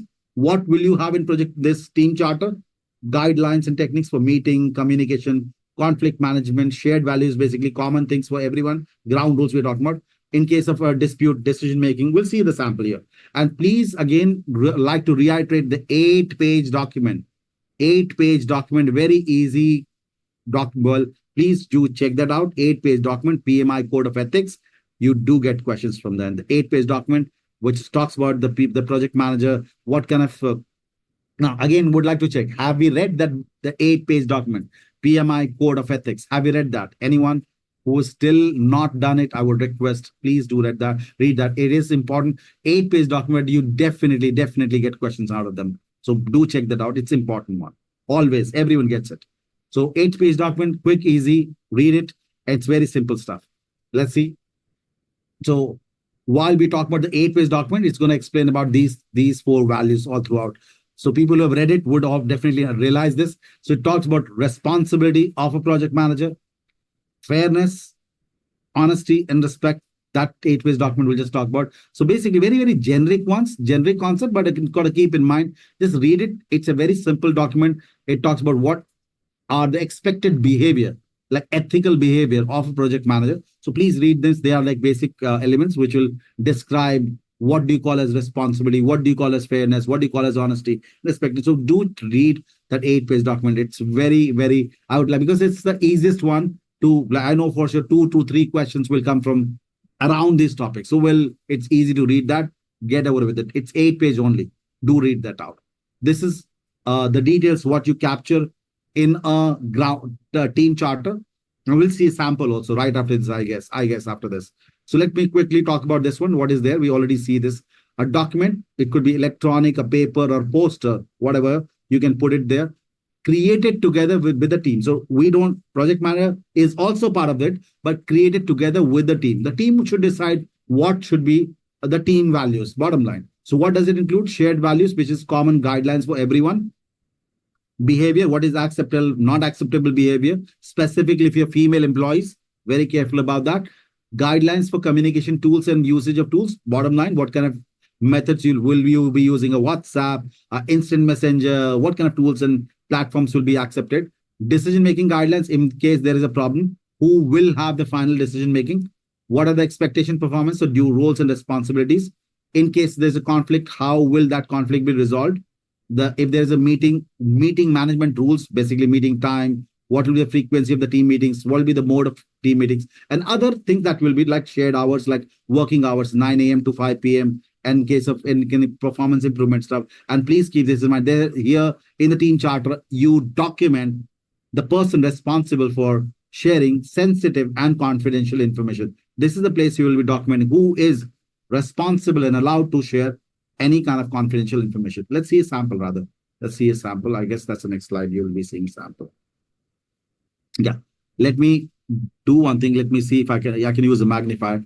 I'm going to shift one by one, have a look at it, read it, and just quick one. It's just good to know. Read it, what it looks like here. So this is, I'm just going to read it rather for like the project team. You have the whatever the name of sponsor, duration of the charter, number of team members, hours commitment for them, scope of the work, high level, obviously. When we talk about what are the high level timelines, because this has come from the project charter itself. We all parties report directly to project manager. High level, we have not done because remember, team charter is before the project management plan. It's coming from the discussion which has happened between the sponsor, the business analyst. So we're getting this input from them. Bottom line, we are supposed to create the plan after the team is selected. The planning stage will come. Right now, we're in initiation. So nothing of that sort. It's high level coming from them. So all that budget resource, what the business analyst might have given a high level estimation for that. Who's going to be the project manager, project owner, product owner, the team member's name. Let's see sample some moment. Project team executive, the sponsor roles and responsibilities, project manager roles and responsibilities, team members roles and responsibilities. And look at this. These are guidelines. Working hours, 8 a.m., 5 p.m. This is a very interesting one. Like look at this one. Not this one. On-site working hours posted. Like on basically there's use security ID badges to enter the site. Any hour, hard hats and boots must be worn. Be polite. Respect everyone's opinion. That's coming from your PMI code of ethics I was talking about. That's gonna it says use that. Speak to people directly and appropriately before don't spread negativity again. If you've got a problem, talk to people rather. Well, this is the interesting one. People may be contacted outside working hours. So if 8 to 5 is the working hour, people may be contacted, but they're not required to respond. So, well, if somebody does it, it's your decision, but you can't make them responsible for responding it. Bottom line, you may send an email at 9 o'clock, but I'm not obligated to respond to you. Well, you may still be sent, but it's their response, their chat decision. Use relevant message in work chat. Don't use any like personal conversation there. Be on time on meetings. Ask for help. Communicate honestly. Again, this is coming from the code of ethics. Use email for essential communication. Bottom line, that's basic. You customize yours. This is just an example we're talking about, but you will customize your own. Chart flow showing that documents individual brigades. No, nothing of that sort, Fatima. A chart flowing showing what documents and individuals includes prior and after the project is approved. See, I have the document that I've shared. It is actually in the same sequence. The predictive one is just why I had to share this because, see, some people may have been a part of a predictive project and people who are in Agile may not have even done it any which ways, but people who have done implement predictive also may not have seen a complete structure. That's why you had to write that document, the entire one, just to give an idea. I can try to see if I can get something which can give you some sort of flow chart. I can check, but no comment, no because I need to see something which is not from nothing in the PMI part, but I can see if I can get something which is not a PMI material, but still relevant to be shared with you. I can definitely share it with the group. But do allow me time till tomorrow. Let me just look into it if in case there's something which is there. Is the guideline in Agile, is it done by the product owner? About the team charter? Team charter you're talking about, Samad? It's a team. No product owner. The team decides. Team has the decision-making power. The team will decide. No, not the product owner. Accept this team charter. They call it as a ways of working. So in Agile, you call this as WOW. In case of Agile, we call it WOW, ways of working. What happens if teams are not followed? Well, there will be consequences, which will also be as a part of the documentation. What if people don't follow? Then there will be consequences, and that consequences will also be documented. If people are supposed to follow this, people are supposed to follow it. So individually, we all agreed and we should follow this. Compliance, yes, whatever is as per the company policy. This OPA is done after the project is over, or we make notes daily on the basis of, well, this is done daily. Yes. As a project, when we remember we talked about the life cycle of how a change request is created. So here in the execution part, there's a process by the name of executing the process, the direct and managed project work. So that is done every day. And if this is worthwhile something which is getting created, the project manager will document in the lessons learned. It will be done throughout the project. And in the end, you will summarize, you will finalize and close it in the end. But it's done when it's something which is worthwhile, the project manager will keep making a note of that during the entire project as a result of the daily project work. Is it okay and clear with everyone? Quick check on this one, project's team charter. I guess it's going to be, if it's there, then we will be talking about. Let's do one thing. Let's connect after the break. I guess it's almost 1 minute left. Let's take the break. We will resume in another 30 minutes from now, and we'll resume from here. SOW, statement of work. SOW is a statement of work. SOW will be statement of work. Okay, let's get started now. Let's take the break, please. Please, everyone, please take your breaks, and we'll resume in the next 30 minutes from now. Thank you.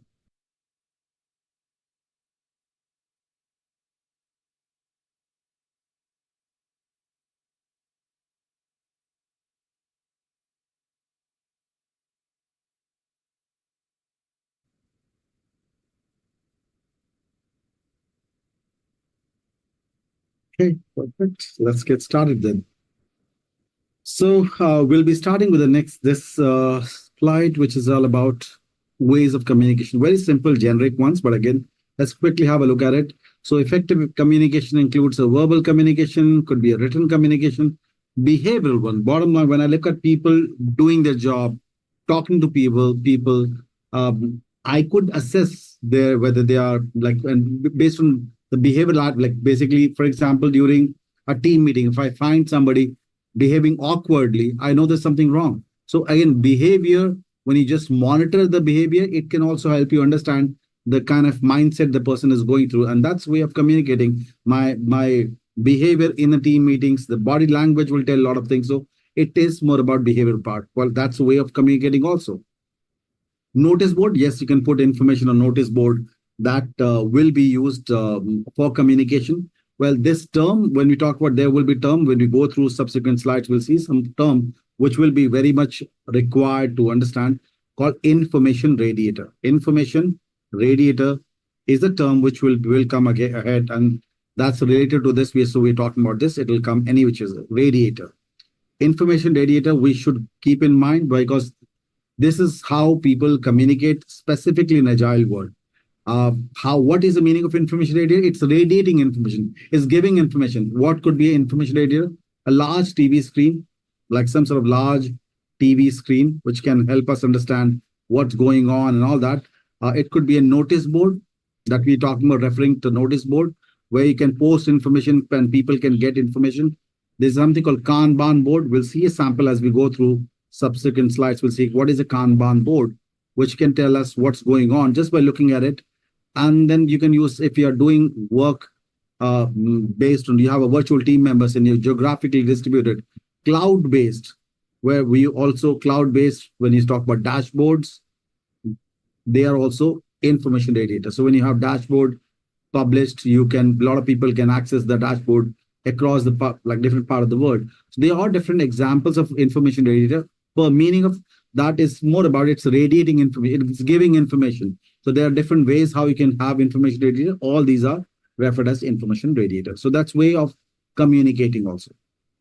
Virtual, pretty much we're having right now, this is a virtual communication. So what kind of communication method will be accepted within the team? That has to be clearly explained in the team charter. So when you're preparing a team charter, that communication requirements, which is standard way of communication, like there could be some casual conversation, there could be formal conversation. Well, how would you do that? That has to be discussed. Probably I may want to use a WhatsApp within the team. So to communicate WhatsApp, there could be people use IM in the internal messenger, well, instant messenger you have there. So there could be ways to do that communication. And there could be communication where we talk about communication where the team meetings are happening. That's face-to-face communication that we talk about. There could be like a written communication. So we'll have to discuss with the team and understand what kind of communication is required for a particular kind of activity. So, well, that has to be included in that. And yes, it's going to be team discussion, which will be used to finalize those communication methods. Now, in Agile, where do we kind of plan all that? So honestly, we don't have get into this kind of planning, communication plan. It's primarily when we talk about when you've got large teams, you have to do all that communication plan and all that. No planning in Agile. Well, we are working together. We kind of go ahead and create. We do have these meetings. We're saying we use retrospective. Why? Because retrospective is when you discuss what went well and what did not go well. So what did not go well or whatever it is, you say basically discuss, well, what did actually go well. So we'll have to repeat that again. What did not go well, we try to understand what did not go well and accordingly correct. So this is ways to improve your communication if things were not working out. By the way, apart from that, we do also have like the different kind of ceremonies we have during the project. So daily stand-ups are done, but daily stand-ups, technically we don't discuss the communication improvements.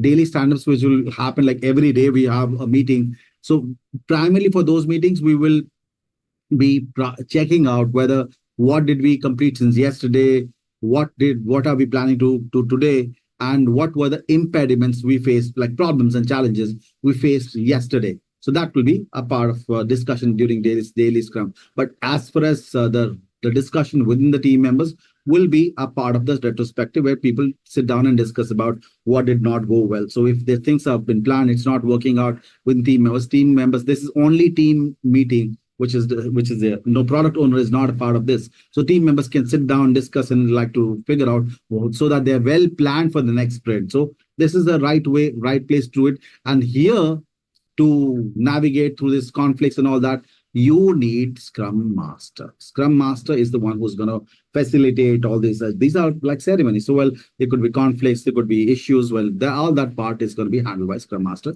The Scrum Master's job is to make sure Agile practices are followed. So, all in all, that's more about having a healthy communication within the team.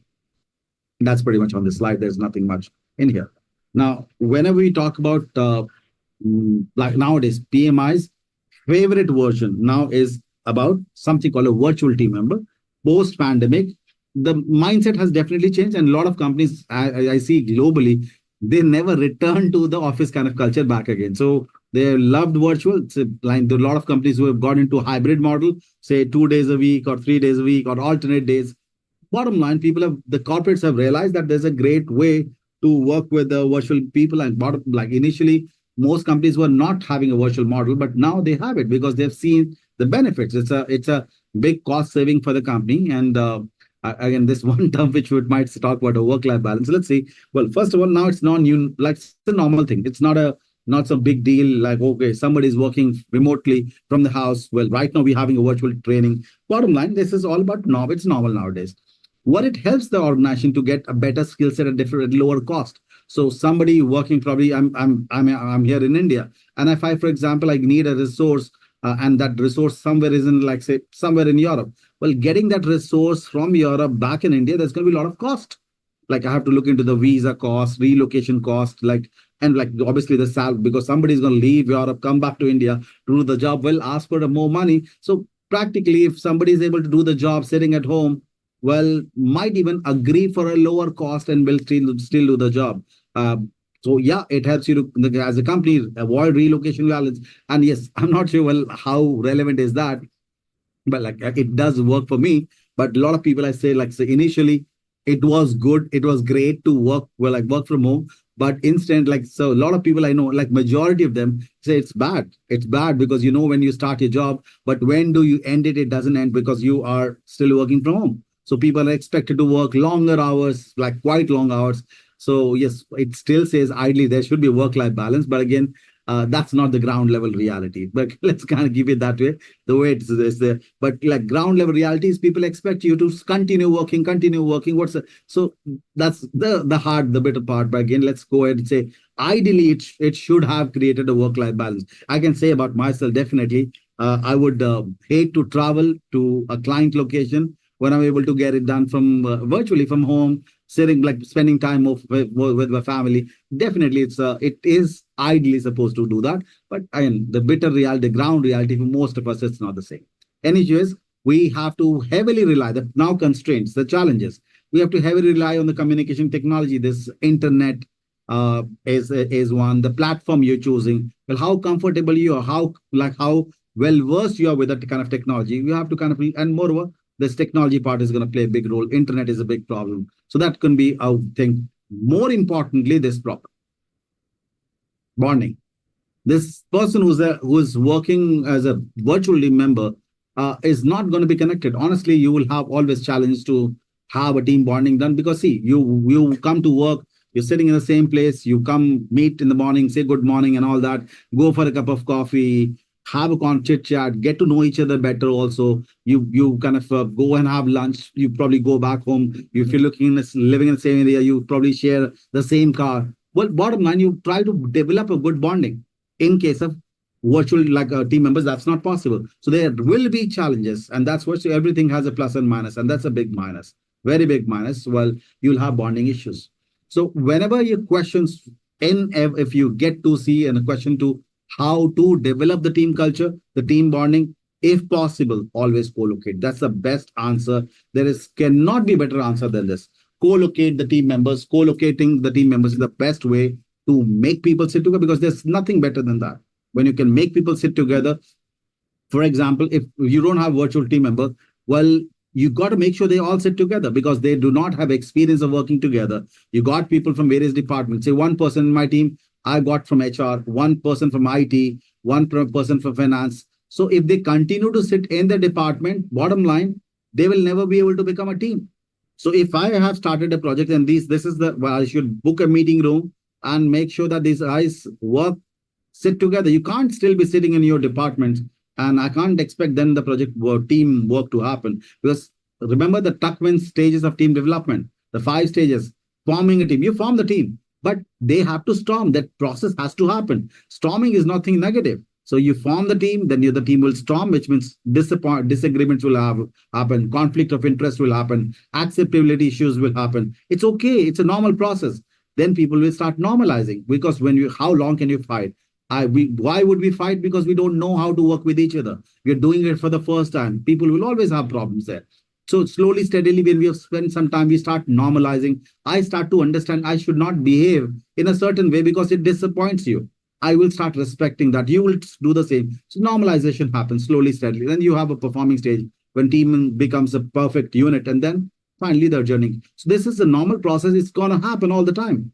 And that can only happen when you make them sit together. Answer every time when you say, if possible, co-locate the team, make them sit together. There's no better way to develop a team culture, because you got to make them sit together. Unless you have a virtual team member, then you can't do much about it, about co-location. But if it's possible, that's the best way to drive the team culture. Is it okay? Unclear. Quick check on this one. We'll talk about those scenarios where how do we handle the virtual ones, because you will have virtual. You can't say no to it nowadays. We'll talk about that part. I'm sure that's going to come in a moment. Yeah, virtual team member challenge. Co-located, make them sit together. Mr. Mohammed, well, we talk about co-located typically means that you got to make them sit together. If you got people from different departments, well, if they continue to sit in the department, you'll never be able to make them sit together. And we don't make them sit together, how would they bond? The develop bond will not get created. Make them sit together. Co-locate is make them sit together. You can't be working continue to work in your department. You have to probably book a meeting room. If this project is going to go for 6 months, well, this meeting room is booked for the project team for 6 months. You have to come in this meeting room and start working. That has to be one place to work. So co-locate them, make them sit together, the project team members. You can't still be sitting in your original departments for the time being. The challenges we're talking about with virtual team members, that's a big problem, which is the first one. Individual performance tracking. We have 8-hour shift. Well, how do you know this guy actually worked for 8 hours or not? Well, that's because it's performance. This guy is not in front of me. The ones which are sitting in front of me doing the job, I know whether they're working or not, but at least they are in front of me. They can like, but the one who's probably doing a virtual work, well, probably in the morning we have a good morning call or whatever discussion, and then the cameras are off. Pretty much, this guy's working. I don't know. Did he work for 8 hours or 2 hours? Is watching movie? I don't know. That's where the big problem is. That performance tracking is a big problem. And with virtual team members, since we're talking virtually, it's quite possible this guy may be the one who's probably the one speaking French. You don't know French. So you need a person who can be a mediator now. You need to have a person. So you have to keep in mind, if there's a virtual team member, is there a language barrier there? And yes, you don't know who's virtually, because when you talk about virtual, then again, the technological skills, the like Zoom, WebEx, whatever, that knowledge is going to be critical, because is this person comfortable and well-versed and skilled enough to be handling this issues if there's a troubleshooting problem with some problem which is there, like it's so well, is this person technologically sound enough to kind of take care of this issues or not? Well, if that doesn't work, you have to, that's a training issue. Then yes, you have to go and ensure that this person is trained on the technological skills, so this challenge can be taken care of. But that's more what you will be doing as a project manager. You have to understand the challenges there. And yes, if there is somebody who has a problem in understanding certain things, well, basic troubleshooting, so I must conduct a training, because that's a gap. That will be a problem.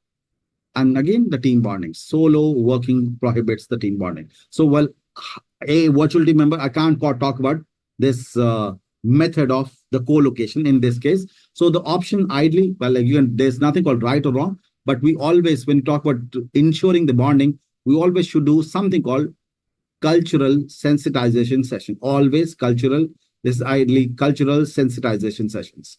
So that people should be able to, when we should do is make sure people, like probably you can decide a day, like every Friday, every Thursday, some sort of thing. And we can dedicate some hour that when we can say, okay, people will share about the where they come from, what kind of culture is black, what kind of practices are followed, like talk about the food there. Bottom line, we want people to know about each other, understand where they come from, understand the religious sentiments, where they come from, cultural like belief systems they come. Bottom line, it's good to know, and that's why I need to make sure people understand about that. So that is one way to do with it. Second, we can do a pair program. Now, when I say pair program, pair up sort of thing, when you create pairs, well, an experienced person with a new one, so you do create a pair. Somebody who's an experienced person can be, and so when I'm going to make a pair, I will make sure the virtual team member is made a pair with somebody who is there, like technically, who's supposed to be who's working with you. Probably this guy is going to be making, so we will try to run some competition and say best pair wins. So we want them to be engaged, involved. So that's what we will do with a virtual team member. With these people, we have increased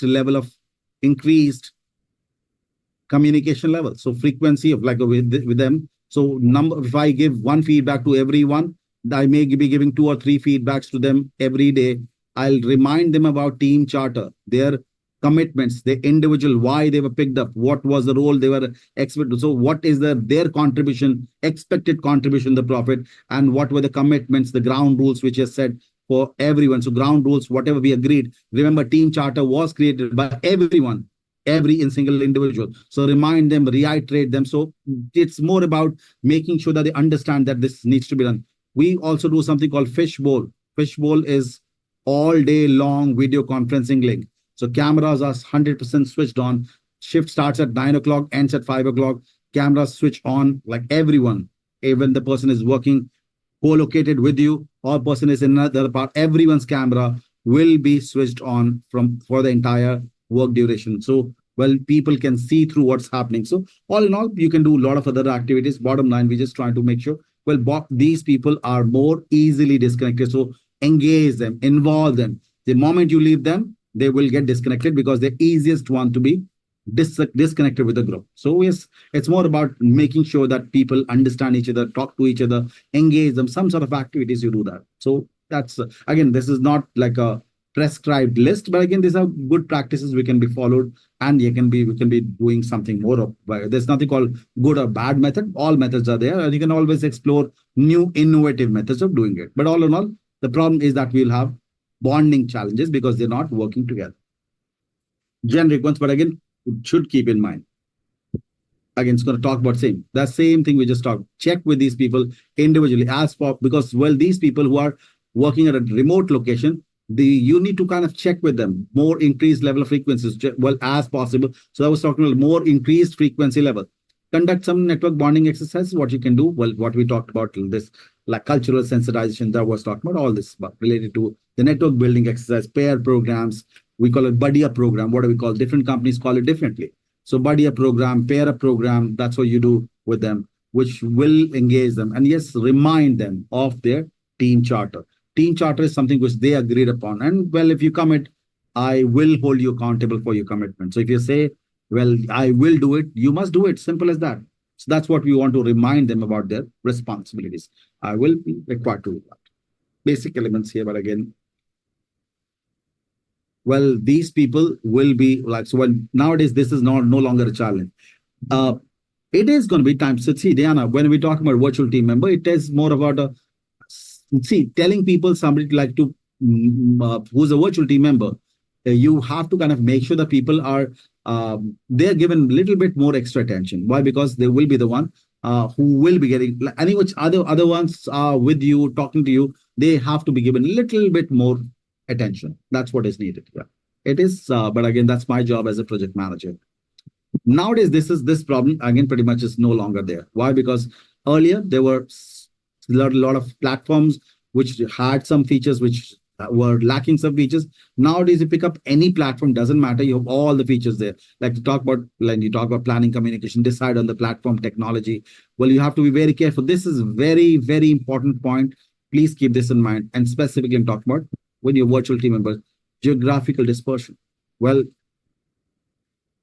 do not try to set a meeting which is convenient as for you. If you've got virtual team members, if everyone is sitting in the same location, then there's no problem. Well, we all will be in the ssame. But if you've got geographically distributed, and try not to keep a meeting, well, if it may be very comfortable for me, but probably it's like 3 a.m. at night, like in the morning, it's too bad for somebody to be because of geographical distribution. So try to see which a time which can fit in. So if you've got people across the globe and you have to find a time where, well, I can't just take care of everyone, but I'll try to find where nobody gets severely impacted. So I have to keep in mind when I'm setting those meetings and all, I have to keep in mind how people are distributed and try to set a time which is not going to be like too difficult for somebody. So let's be like a reasonable enough, and let's be a little bit sensitive about the people who are across the time zone, because you might just set a meeting time, but it's very awkward time. It's a very awkward time for somebody. It's not right. So let's be a little bit more sensitive here.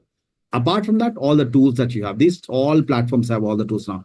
Task board, messaging chats, calendar, document storage. When you say document storage, Google Drive and all that stuff. Again, knowledge repositories, again, the same, Google Drive, OneDrive, video conferencing, and which is you have it. So all the tools nowadays, the different tools we use for communication technology, you all have all this, and security-wise, all are good now. There was a point, I will say, just the Google, like Zoom, had challenges, but again, no, it's improved a lot. So even corporates are picking it up without any hassles. So it's all about technology and platform here, this one. This is pretty much, again, virtual team member is a favorite topic of PMI now. Facilitate and ensure collaboration as priority. Well, you got to be doing that more frequently as well. Address the basic needs of a virtual team member. And look at this. It's all going to go back and take you to the same points here. Cohesion, because they will be because they are not in the same location. They're virtually located, so they will be easiest to get disconnected. So we have to look into those aspects. How can we do the team bonding exercise? So we talked about the cultural sensitization sessions, pair up programs, the fishbowl thing. That's about just to make sure people are engaged. Remind them. Well, I'll probably give them responsibility of somebody. So these people will be responsible to check with other people. So give them the responsibility to take leadership, take the action, take the lead on a lot of that. And now everyone here, this is all about team charter. Look at this. Shared goals, team charter. Clear purpose, team charter.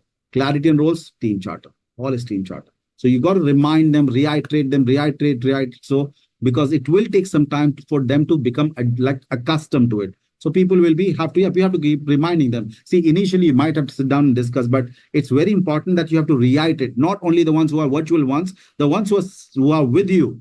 they also need to be reminded that these are the things which you agreed upon. And I guess when you commit something, you must follow that. You must ensure that you honor your commitments. You can't just back out from your commitment. So you have a big role to play. You are a very critical resource, and we believe that you will be doing that perfectly. So I was not expecting this kind of behavior. I can always share my disappointment that when I saw you committing this mistake, I was actually taken aback. I was not expecting at least you to do this. Well, you have been a great performer. So bottom line, you play with the words and all that. Well, with all due respect, I need this person to be back, and we have to reiterate so that it sinks in, and this person starts. For behavior correction takes time. It just cannot happen one day. So you have to set the culture right, and that's what you have to keep reminding people about what they committed, and what they committed, they must agree. They must deliver it. That's all in this one. Now, this section, it talks about build the shared understanding. Simple one ground rule here is about, do not, as a project manager, this is all coming to you. As a project manager, you should not, when it comes to your team, you should not hide things. There's nothing to hide. What are we hiding here? It's a very, let's play plain simple project which is happening, which needs to be done. And you have a project charter. Do not hide. Share what you got, the vision statement, the project charter, whatever you got, just share it with the people. So when I say build shared understanding, there are two roles which a project manager, two places where the project manager will do negotiation. Please keep that in mind. One, with the team members, the project manager will negotiate team members. With them, the project manager will negotiate on the roles and responsibility. Because I am only a designer, why should I do the development job? It's quite possible. So I'll have to look at the working hours, how much hours they're committing to deliver given this work, because they're also working with some other project or some other stuff. So I'll have to look into negotiate with the working hours. This guy says, okay, I can only give you 2 hours. Well, I need this guy for 4 hours. So I will negotiate. So my job is to negotiate with team members on their roles and responsibilities. My job will be to negotiate with a sponsor on the acceptance criteria, which the customer will be very, very, very greedy and would like to solve everything, get the best. So you have to always negotiate and set the criteria right for this sponsor. So that's what you will be seeing. So you share what you have, and yes, please negotiate. That's what to develop the better, clear and shared understanding. Let's see all of it, what you will see here. Seek consensus. So, well, we will be having like all these are very generic. The first ones are generic. So how do you seek and basically demonstrate leadership behavior? That's what a project manager should be doing. Focus on the value, be diligent, respectful, caring steward. Just be caring for everyone. Like, think about it. That's servant leadership here. Talking about servant leadership here. Navigate complexity. Well, you can desire the best of the world, but you will not get one, because you always be prepared for the worst to come. So you will not get unfavorable situations in the project, and be prepared for it. You will have to use your leadership skills, your communication skills to kind of navigate through the complexity. Things will be difficult. Be prepared for that. Now it says embrace adaptability. If you don't adapt, well, pretty much you're finished. Well, you have the best way to deal with the world. We can't say never say never. The moment you say never, trust you will be facing that. So it's very important to be adaptable and resilient. Well, resiliency is very important. Well, it's not about how many times I've been knocked down. Resilience is how quickly I get back on my feet. So I may be beaten up left, right, and center. It's a very bad day. But do I sulk? Do I spread negativity? Do I go and crib about it? Do I cry, repent, and now do all that? No. Well, yes, you maybe have a bad day. It's okay to feel bad about it. But again, next morning when you come back, you should be full with energy. Well, when that bad day is over, it's a fresh start. So how quickly you get back, or you keep mourning about it. So it's about how quickly you get back and forget the past. That's past. Let's get over with. Let's focus on the future. So resilience is all about how quickly you get back on your feet and start facing the things. Artifacts. The artifact is a term which is used for something which can recreate a document, basically, where we can recreate history. Recreate history is what we call as artifact. So all artifacts will have version control. So anywhere, any document which has a version control, like say, I will say, what is an artifact? Scope baseline is an artifact. So we started with a scope baseline. We created scope baseline. Let's call it like 2.0. Now there was a change request done, new requirements were added. So we have a scope baseline 2.1. Well, there was a change request again. We have scope baseline 2.2. And this goes on and on, on and on. After 6 months, we are working on scope baseline 2.9. This has changed so many times. And now we are working on current baseline is 2.9. Well, we have maintained a trail how it got to 2.9. If you want to go back, you can trace always how it did go and where we started from. So it's where all the documents, all the basic project management plan is an artifact.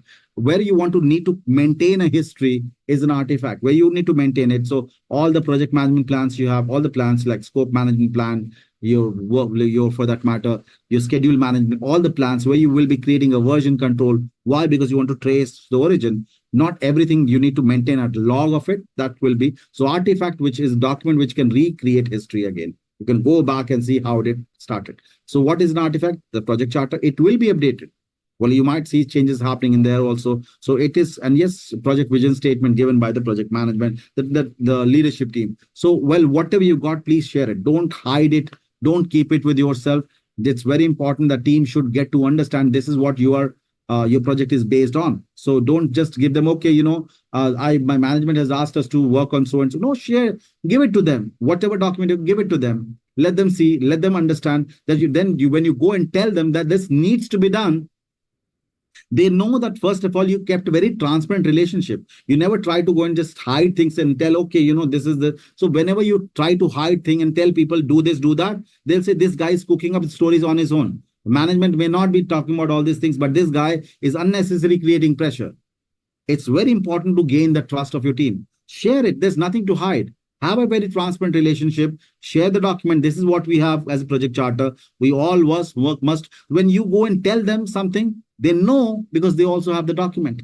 Bottom line, have transparent relationship. That's how you develop the trust with the team. That's what it's going to talk about. Let's see. Share the project agreement. So whatever you got, please share it. Don't try to hide it. Why? What's so big deal about it? Well, that's what you want. Your team is supposed to do it. So let them see what has been demanded. You're not unrealistic. Agree or negotiate. Well, why? You will negotiate with the stakeholders on when talk about this is the project sponsor. You will agree with and negotiate with them acceptance criteria and with the team members on roles, with the team members on the roles responsibility. The two things you will be negotiating with. One, the team members, and the sponsor on the acceptance criteria, the quality parameters. And once you agree in terms of the acceptance criteria, once you agree about the roles and responsibilities, uphold the agreements throughout. Keep reminding them. Keep reminding them. You cannot, unless it's changed, this is all we will be. So we keep reminding because you committed. We agreed. This is agreement, and if we agree something, we must follow this. But bottom line, you commit, you must deliver it. So we have to remind for people to understand that it takes some time to sink in, to become a behavior, to become a habit. So yes, for that, we have to continue to reiterate, repeat, so people understand this is how it needs to be done. So you got to be doing that. So make sure people understand what needs to be done, negotiate with them. And when you agree, negotiate, finally, make sure they remember, and you keep reminding them. You keep reminding them, this is what you agreed, this is what we agreed. You got to go back and keep repeating. Rub it on your face. Honestly, if you committed, you got to be delivering it. There's no way you can get away from this. You committed, and I believe that you will deliver on that because you're supposed to. That's building the shared understanding. Let's see how it is. Project vision statement. This is what you have as a project sponsor will create in the beginning. Well, you have this is pre-project work has happened. So initially you have a long-term objective, which says, well, this is what we want to be doing, a business plan. Like we have a 10 years plan, and within the 10 years plan, which is like a long-term plan, we have broken down long-term plan into like a mid-range plan, like a 5-year plan. And then within to accomplish the 5-year plan, we've broken down into yearly plans. And this project is how it links up with when you do this project, it will solve our yearly plan. When the yearly plan is achieved, this will be a big input to the 5-year plan. So this project has a big role. That's my vision document, which tells you how this entire project is linked up with you may have like a 10-year plan, and to accomplish the 10-year plan, we may have made some plans which are like 5-year plans. So these are 5 years plan, this layer. So when you complete all these 5 years plan, when they are completed, we will be able to achieve this by the next 5 years. To to achieve this 5 years plan, we would have further made some more plans, some more plans, some more plans. This could be one of those projects which are going to satisfy these needs. So it tells you how this project is going to link up with your overall objective to reach probably next 10 years. So you got to be able to give an idea how critical is it to your long-term objectives. So that's a vision document we're talking about that the project sponsor, leadership team, executive team will create, and it tells you how your project aligns with the overall bigger goals of the organization. So people understand that this is a critical project. It has an impact in the long-term vision. So it's not just a random project. It is a well thought of, and then this project has to work for bigger objectives to be satisfied. So this is what you get from the sponsor. You share it with the team. You get project charter. You share it with the team. Bottom line, what you get, share it. Simple as that. Let's see. How do you create that? There will be a lot of agreements that will be agreed with the customer, with the sponsor, with the people, with the team during the project, where there'll be a lot of agreements. Agreements could be on different ways. And let's see what kind of agreements here. So while we were talking about, whenever you have the agreements, you could be some contracts with the external parties. You don't do it. Your legal team will do it. Memorandum of understanding, your procurement team will do all that job. Service level agreement, again, related to contracts outside people. Contracts have service level agreements. Letter of agreement intent, again, with the vendors and contract vendors. Verbal agreements will happen during the project with your team members. A lot of verbal agreements will happen. You commit about timelines, that I will do this, I'll do that. Verbal agreements. Communication, well, between the key stakeholders. Email. On email also, there could be some commitments made. So I will, I asked you to submit a project, like some report. You said, okay, I will submit this report in next 5 days. That's a written agreement between stakeholders. SOW, statement of work, high level project description. This is high level project description. SOW becomes an input for business case. When you have a business case created, SOW is high level requirement, which will help us an idea how to create a business case. So technically, the high level requirement, which are not detailed ones, are given in statement of work. Now, when you talk about these agreements are created. A lot of agreements are created during the project and probably even before the project also. Some are created by you, some are created by the legal team. There will be a lot of agreements. And yes, whenever some stakeholders sort of when you are involved personally on those agreements, yes, you may be asking, clarify, because if people give you a vague statement, well, it's very important to ask them clearly, well, I need more clarity. I need more details. Just don't, because vague understanding will not help us. Because for example, I'm using a very vague example also here. Like I go and ask, I go to a coffee shop and I say, I want a good coffee. Now, what is the meaning of good coffee? Because my good coffee is different than yours good coffee. So get clarifications, ask for specifics. Well, somebody says, okay, this project will have a very big impact on our long-term objective, 10 years plan. Well, how? Show me the path. I need the clarity. How will this project solve, like a producer? How is this project connected with a long 10 years plan?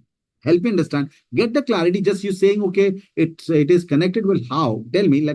So there's no harm in asking clarity, because that's what we need to know. Unless I have clarity, because as a project manager, I don't ask you this information. One of my team members would ask me, what do I tell this person? So I need to get the clarity so that if I will have clarity, I'll drive it better. When my team members ask, I can tell them also. So it's very important to ask clarity, get the clarification. Agreements are done. We have to clarify. Wherever it's a vague agreement, we have to specify that. Make it specific.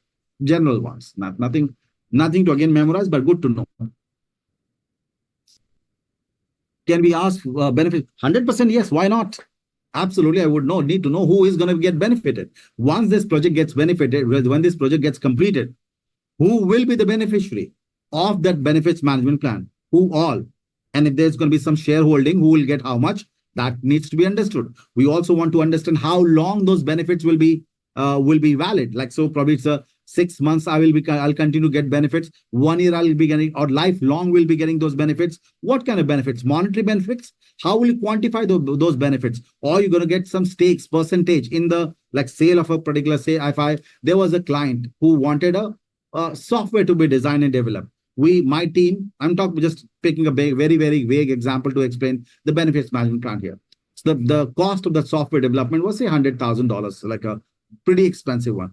Client says, I don't have that kind of money. Well, Can you design? I have $50,000. Can you develop this for me? And what I can do, let me start selling this. And every sale, I'll give you 5%. I become a stakeholder now. Bottom line, I have my team, I can get the job done for 50. And going forward, this guy keeps selling software, I keep getting 5% lifelong. What's wrong? I can understand, well, and that, so I can talk about this benefits management plan also. Seek clarity, there's nothing wrong. Absolutely. So I hope that answers the question, Mr. Samad.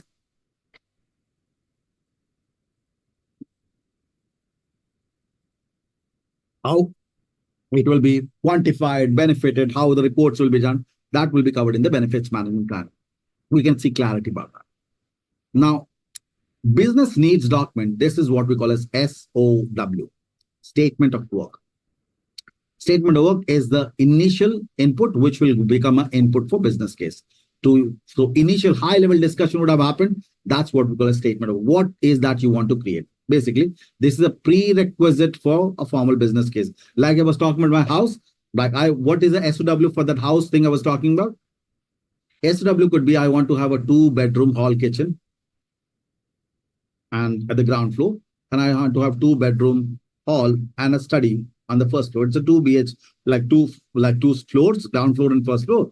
That's what I want. And my tentative budget is like, say, of construction is like $100,000. That's what I have. And I plan to get this construction done in 6 months. That's my SOW, high level. Is it enough to do the construction? No. But does it give me a high level idea that this is the plan? Yeah, that's technically. That's SOW. Doesn't have me details, but basic information, which tells me what will be done here. That's SOW. But I need more clarity. The clarity will come later. Who will do that job? That's the job of a project manager. The planning part will come into picture. This is a high level discussion which has happened.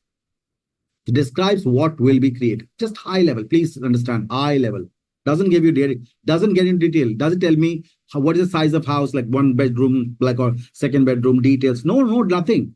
What tells me the size of the room, or what kind of finishing you need, what kind of modular kitchen. No, nothing in there. Just a high level. Well, will this be changed? Definitely yes. Because when you start having requirement, that will be the part of planning. Well, these people have not done this. These people are not project manager. Business analyst is not a project manager. So this guy will sort of high level discussion will happen. That's it. That's a SOW. That's once it's understood that it's a worth enough project, they will want to start a project. So for that, they will have a business case created for the leadership team. And this is what will be. Okay, Maha, well, thank you for putting this out. SOW, when you see, you always call this as statement of work and not scope of work. Never ever call this as statement like scope.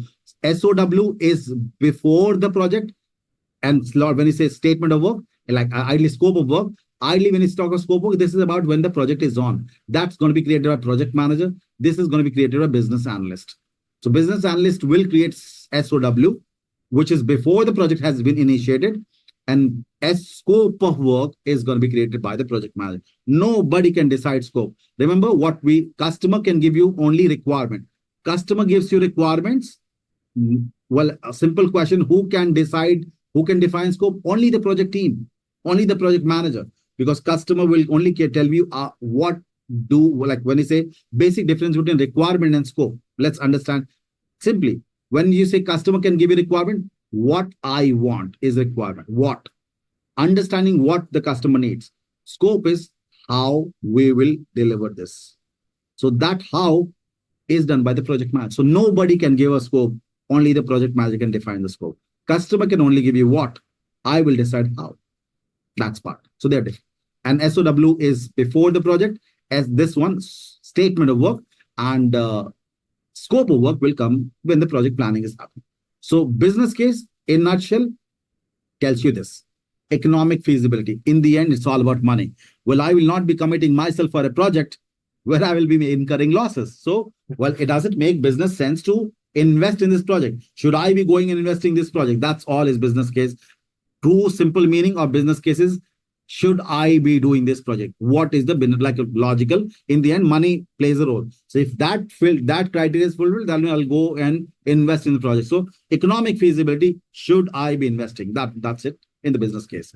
Nothing else is about. Business case is typically all about logical business sense. Should I be investing or not? Money. That's where it will require net present value, IRR, and all that part, which will be done by business analyst. So we don't do it any which ways. We're fine with it. That's going to come to us. So while we are trying to go and have the discussion and like people are going and creating it, so they would like we will be required to whenever we are dealing with the project related metrics, we are going to discuss the success criteria. We're talking about all what success criteria means, the acceptance criteria, remember, the quality checklist. We will be doing the job of like having a discussion, negotiation with the customer. So we do two types of negotiation. One with the team. Forget about the team right now. When we're talking about the success criteria, will be negotiated with the customer. So we might want to interview the stakeholders. Expert judgment, look at OPA, historical projects, how previous project managers have decided acceptance criteria. That would give you good information there. What are the key performance indicators, KPIs for the organization to measure something? That can be a way. Lessons learned, historical. What does your company quality policy say? And user acceptance testing practically is by the customer. So when you have the customer coming and saying, well, is it good? Is it good? So all in all, what it's all talking about is you need to ensure customer gives you a requirement. We need to have a clarity when the customer says, okay, come back. Well, for example, my requirement is that I need to have a modular kitchen. Now, when you will come, like pretty much when my team is going to start like doing this modular kitchen work, what points they should keep in mind, because they can make this modular kitchen for you, but then later on you might say, oh, well, this is not what I wanted. I wanted this, I wanted that. So let me know what is the definition of your modular kitchen, what all things you need. So let us know. So that acceptance criteria will be negotiated, and customer will be greedy, want to have more, and will say, no, that's too much. We'll negotiate. Finally, we'll agree. So all in all that acceptance criteria will be in case of predictive, and same thing we call definition done in agile. Agile, because you'll be pulling a user story, but before you start discussing user story, you'll say, okay, we have got say these user stories pulled up from the product backlog. Let's discuss this one. What is the definition of done? When my team starts designing, say there's a contact us page. What do you want to see in the contact us page? Okay, you have a form when you want to like fill in a form which has a name, contact number, email ID, some message. Okay, what all you want in that? So I want to go and check this detail. So definition of done has to be done in case of agile. And in case of predictive, we have accepted both our quality checklist, which will be agreed, negotiated with the customer.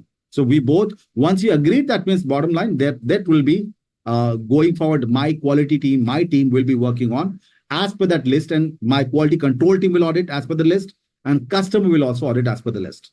Well, quick check with this one line. Where does the customer audit? There were two things we saw in the scope: monitoring and controlling part. We had in case of scope, we have two processes there: control scope, and second it says validate scope. There are two processes: validate scope. There are two scope in the monitoring and controlling. When my quality control team audits a deliverable and says, as per acceptance criteria, done. Okay, it becomes a verified deliverable. Now, where would it go? This verified deliverable, will it go to control scope or validate scope for becoming an accepted deliverable? Where would it go? This is already verified deliverable. Where this deliverable will go? Validate. Yes. This is where the customer will be sitting. Validate. Okay, let's done. Okay, this is done. Okay, good job. This has become accepted deliverable. Close this. This requirement is done. So in requirement traceability matrix, it will be marked closed. Done. What is control scope? During the project, we only pick up the work which is there in the scope. You don't pick up anything which is not there in the scope. That's controlling scope. So because scope is the work and only the work which will be done and nothing else. If there's anything else, get the change request. So controlling scope is to validate every deliverable my team what is working on. It's only within the scope and nothing out of scope. So if you want extra, well, we are controlling it, because if you need something which is not there in the WBS, not in the project scope statement, well, please get a change request. So we control, but validate is what final type to close a deliverable. We need a validation from the customer. That's validate scope. Quick one here. Let's go and check this one. This is primarily related to agile. Now let's talk about these two. Agile has, as I said, like lots of different ways of uh, like doing like implementation. Scrum is what we're studying, and these none of them are Scrum, the one which we're talking about. But again, good to know.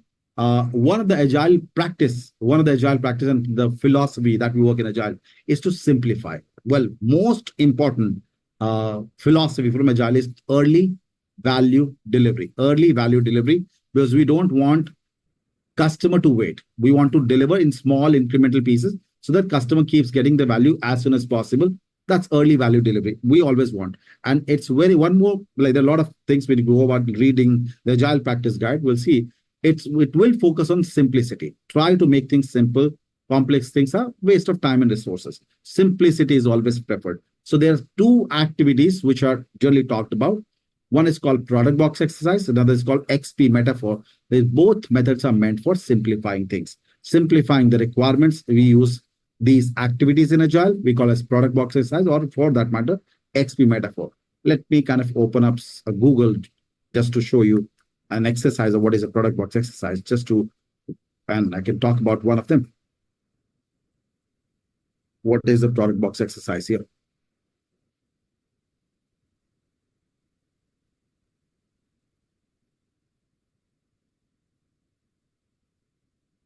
Okay, that's let's see. This is how a product box exercise would look like, something like this. Now, what happens? Let me kind of give you like something to relate with. I go out in the market, and like this is how a typical product box exercise will be done. So when I want to buy a mobile phone, and I go out in the market and I say, okay, see, I have a budget of $500 only. So I go to like some shop and I say, tell this guy, I have a budget for $500. I want you to show me the good phone, which I can get in maximum $500. My key preference is battery backup. Battery backup should be good. That's a big problem. So this is the biggest thing I want. And then yes, the camera would be my second priority. Well, that's what I want. So I tell my requirement to this guy, and this guy will go and gets on in front of me, say one of the phone here, one for some phone here, some phone B here, some phone here, and say he's got shown me 3-4 phones. They all fit in the budget of under $500. And as per basically the best ones, if it under $500, these guys have got best battery backup and camera. Now I have to just pick up. So do I open up the boxes and see? No, it's sealed, right? It's packed up. But do I see something written on the box? Just enough. It doesn't have all the details, but just bare minimum details are written on every box. That's what is done in a product box exercise. Just enough for a common person, a layman person, not the technical guy, because you want to design and develop a software, a website coding. You're not going to write the program codes and all that, because you and me, typically, we are not the programmer, we're not the coders. We don't understand those language that you use in programming and coding. But well, if I go and start telling you this activity here, give me what you interpret based on this one. Let's see. What do you understand this? Well, practically none of us will. But people who are coders, and probably I have some bit of understanding. I can read it. I can understand what's written here. What is the meaning of some bit of it? I can do that. But if you just go and tell people, if I open up any website, this is a meaningless information. So, well, we want whenever somebody who's not like a person who is not a technical expert, a layman language, how they will explain their requirement by having just enough information which can help you understand what you're buying, what is the key features of that product or service. So all these are, so you end up looking at all the boxes and see the basic details given. And then you said, okay, well, by looking at all the details on the phone, the boxes, some bit of details are given. Those like price, the weight, probably the camera, the RAM, that is generally the basic details are given. I say, okay, this B, I think I'll go with it. I was able to take a decision based on the just enough information given to be able to take a decision, an educated guess based on what I want, based on my layman language, not technical stuff. So product box exercise is all about simplifying. If you look at all this, these are all activities. So just to simplify what the needs of the project is. So all these are activities done to explain. So typically when you're doing an agile work, you will always, people will construct this product box exercise, will document just enough information which will help us understand what needs, just enough. So key elements which will simplify things for you. That's what we call as product box exercise, journal basic activity. This is for simplifying the needs, because rather getting to technical stuff, we'll talk about how things can be done in an easy way. What is an XP metaphor? I'm not sure I can see an image here, but I can definitely explain in a moment. Let me quickly see. XP metaphor, if I see an image, I have never checked it, but I can definitely see if it doesn't show an image, which is fine. I'm not sure whether they could have shown an image. Let me quickly give it like a clarity about what is an XP metaphor here. Well, first of all, when we say metaphor, what do you mean by metaphor? Well, in a local language, we generally say like metaphor is something which we say something we actually mean something. Like for example, the metaphor is say one of my friend, like let's call this friend Mr. X. So Mr. X and me, we were pretty good friends. Everything was going north. Somehow I don't know what happens, and then everything it started going south. So do I really mean that we were going north and we started going south? No, it was like everything was going good and it started going back. So I'm using north and south to depict that it was going all good. The relation was amazing, but then something happened. It all went south. All went south, not actually in the south direction, but it's like it became bad relation. Like when I say it's raining cats and dogs. It's raining cats and dogs. Well, actually, cats and dogs are raining. No, it's like heavily raining. That's what it like pretty much means. So metaphor are generally written, like basically used for communication, where people generally use in a layman language, in a local language, native language, people use this. So XP stands for extreme programming, and the metaphor. So basically, extreme programming metaphor. The objective is to simplify a complex element. So let me kind of give you an example of an XP metaphor. So objective is to use these techniques to simplify it. One is by creating a product box. So you just write down important points from a customer standpoint, which can help you understand what you're doing. Don't get into technicalities by doing a product box, or you can use an XP metaphor to explain that same thing, the product that you're developing, but in a layman language that anyone can understand. So let me give you a quick example here. So I'm trying to go and design this website, which will have like some details, whatever. I'm interested in explaining this part of it. So this will have my username. So somebody has to put in username, the password.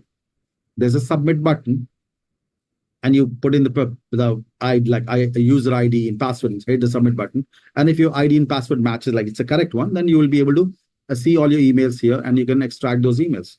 Now, if I have to go and explain this technical thing, how it works out to a person, well, obviously that will not make sense, because then I'll talk about SQL servers, and you can add symbols of science and metaphor. Symbols and sign, where basically you can use any which can simplify it, Ruxana, anything which can simplify. So it's all about when you're adding as a metaphor, we're trying to go and simplify. So I'm just trying to go and explain this with a different reference. So this one I may talk about I'm using this as a user ID. That could be in case of a technical language, I may be talking about this as a string variable which is used. When I talk about, again, the password could be alphanumeric here, and when I hit the code, there will be some sort of SQL query created. It will go to database. In database, it will go and fetch this. And bottom line, a lot of things will be in a technical language, how it goes through various secured servers, and then pretty much it goes and fetches the information. Well, I don't want to go and tell these technicalities to a person who is non-technical. It's a waste of time, and it's not right practice. So what can I do here? I can explain this same activity like you go to a shopping mall. You buy a product, so this guy, and you see there's a barcode on the product. So this guy uses a barcode scanner. So he's sort of clicking a photograph of this barcode. So you can explain, say there are a lot of barcodes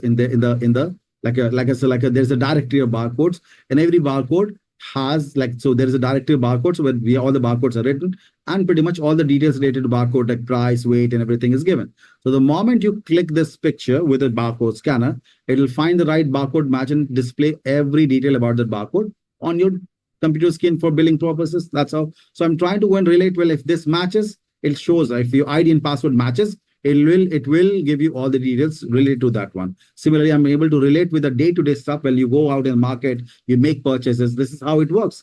If it matches the perfect barcode, then yes, it'll find the right match of the barcode and give you the details on your screen. Similarly, when your ID and password would match, it'll give you the email, otherwise it'll give you error. That's how I'm trying to relate with a common day-to-day practice where people can relate rather giving you technical language. I'm trying to go and relate with you, go and buy, do this job every day. It's a metaphor I'm using, which is technically a different thing, but I'm able to relate with the technical part of it. I hope it's okay and clear. Pretty much. I'm just trying to go and give a, and this is actually metaphor. Not actually, it's nothing related with that, but it means sort of you're sort of deriving similar meaning out of that. Is it okay? Quick check. Product box exercise or XP metaphor for that matter. Okay, let's then go ahead.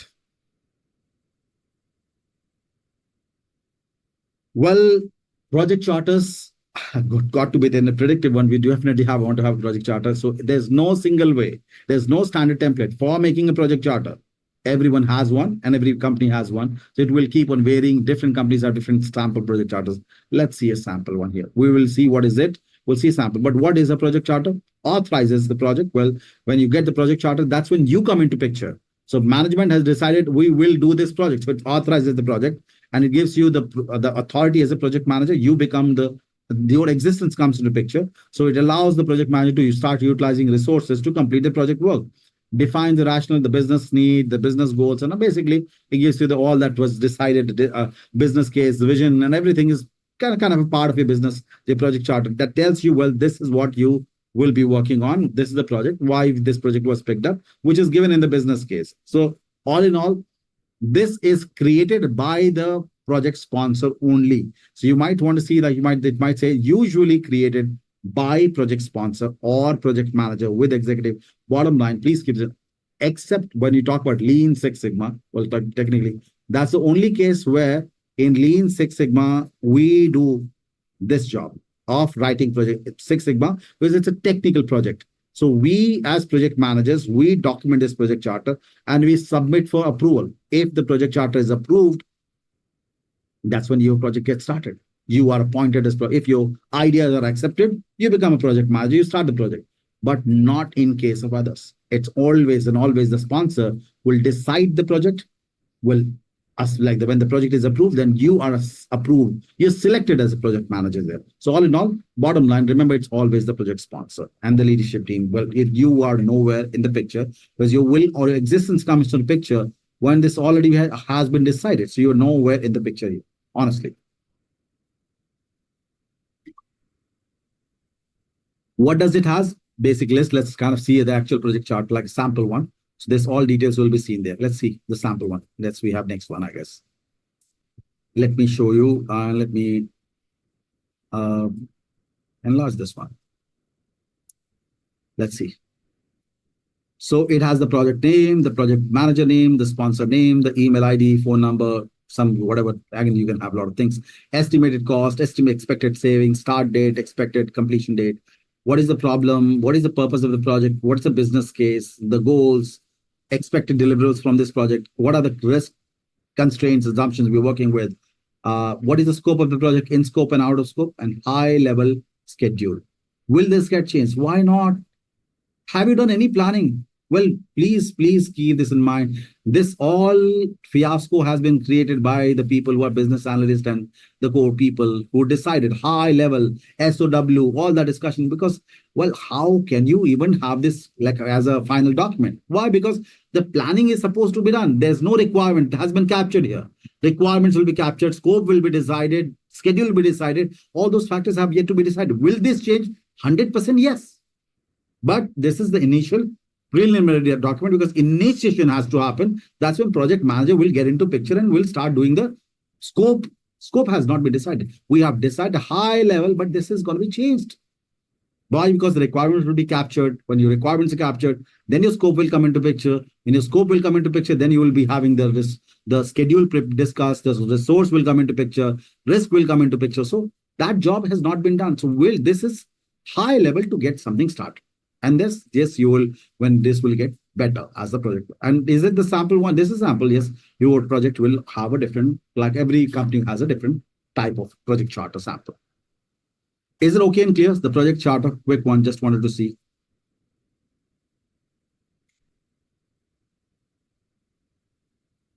Okay, let's go and check this out.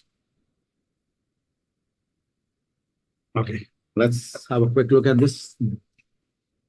In case of your predictive, what do you do here? When the project charter is sort of assigned and proved, well, what is the purpose of this project charter and all? Well, establishes the project context, given the project, you will pick up the right kind of team members. It aligns the stakeholders with the project vision. Pretty much, that's what it does. When you have a project charter, we call it as a kickoff meeting. A kickoff meeting is announced, so which is more about giving everyone the update that is a project has been initiated. So you announce it to everyone, you give information to everyone so that this is what it will do. You sort of go like in public, you kind of give everyone the information. Who's the sponsor? Who's the stakeholders? Who's the project manager? Give high level detail to the people about the project charter. Basically, want to make an official announcement so people in the organization are aware that so and so project has been initiated. And this person is the project manager, this person is a sponsor, and extra some stakeholders. Right, once this is done, please keep this in mind. At this stage, you will onboard people because your project has been announced. You will onboard people. You will be at this stage doing this team charter.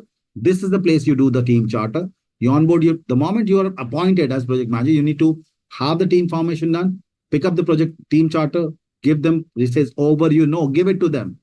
Give them project charter to them. This is the project charter. And let's just sit down and prepare the roles and responsibilities of project manager, the sponsor, the team members, and set the ground rules. This is where you do that. That's the job we have done. Now, having said that, Agile, we don't have this fiasco. Why? Because we all know that there's a product roadmap which is there, which is broken down to releases. For every release, you might require a lot of sprints. For every release, you might need different sprints, how big, depending on how big feature you're releasing. So if it's a small feature, like it's a small feature, I might do 4 releases. For example, for next one, I might need, say, like 10 such sprints. And this one is very small. I may need only 2 sprints. Depends on how big the feature is. And that sprints will be, that there is a product backlog created.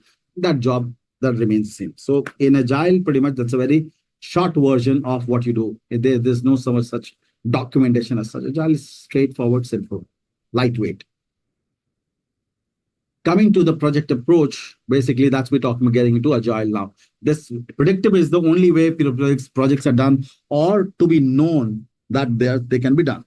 But now, given the current scenario, global dynamics have changed. We got to be aware that projects are going to be done in areas where there's a constant feedback required, constant change required. So that says we have to be innovative in our approach, and the predictive way is not the only way the projects will be carried out. And we already know that. So it's going to talk about increasing complexity. It's telling us about the Agile practices to be followed. Be more customer-centric, change-driven. Because in predictive, we hate changes. We don't like changes, which is why we have a change request process, a change control board. Nothing of that sort is in Agile.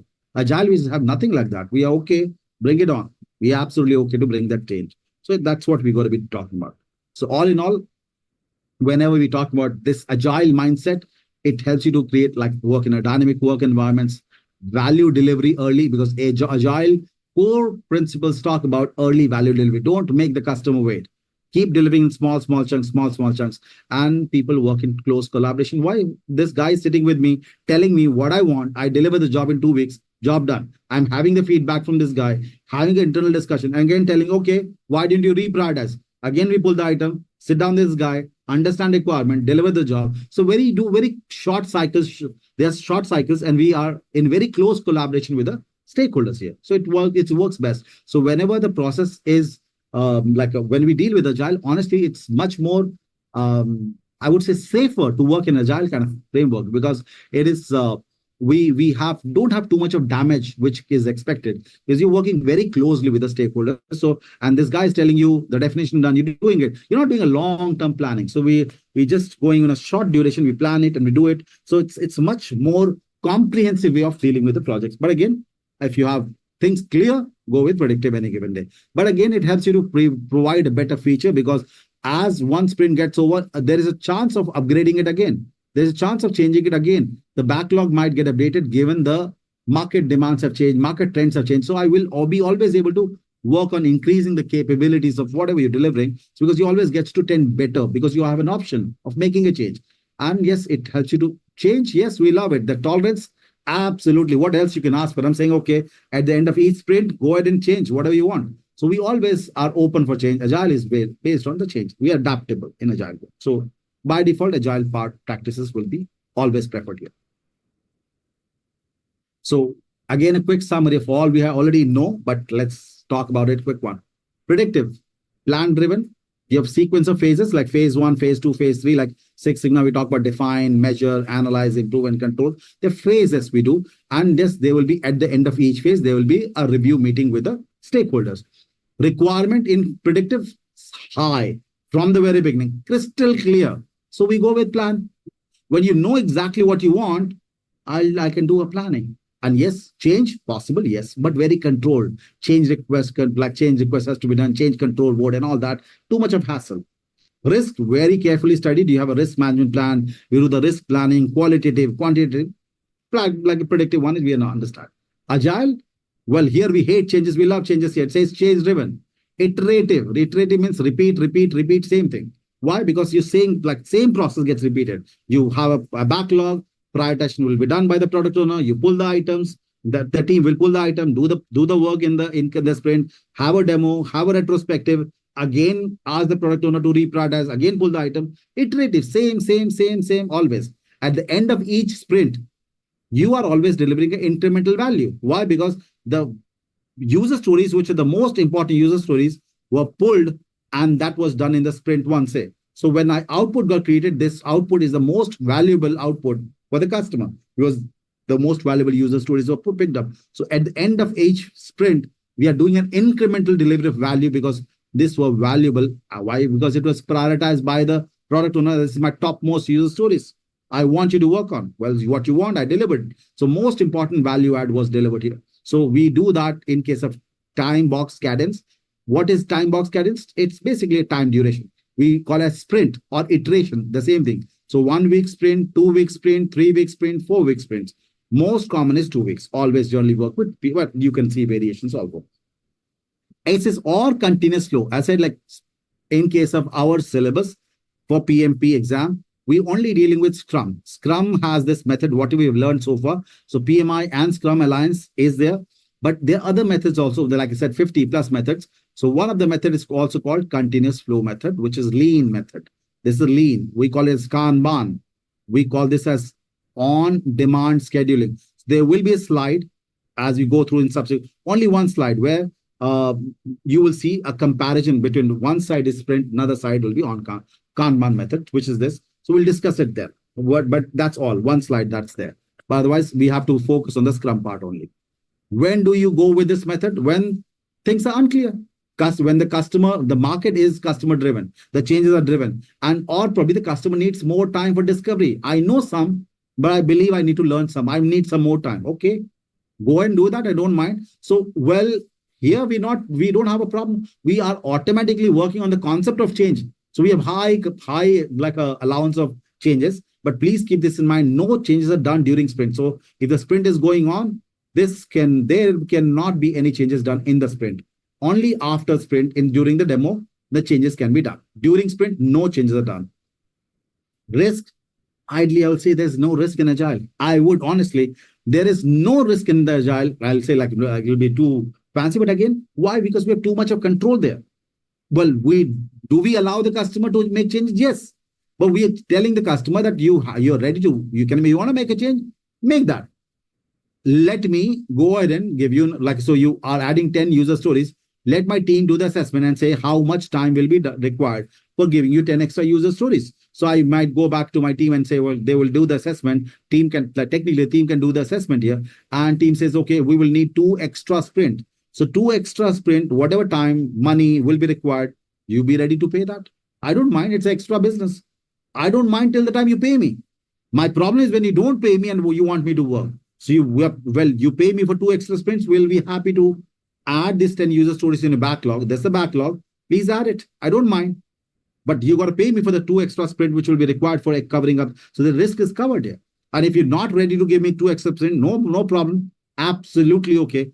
Let me so why don't you go and look into the low priority user stories, which is worth 2 sprints. Remove that and we'll put this as a replacement. Don't want to give me money, I can replace it for you.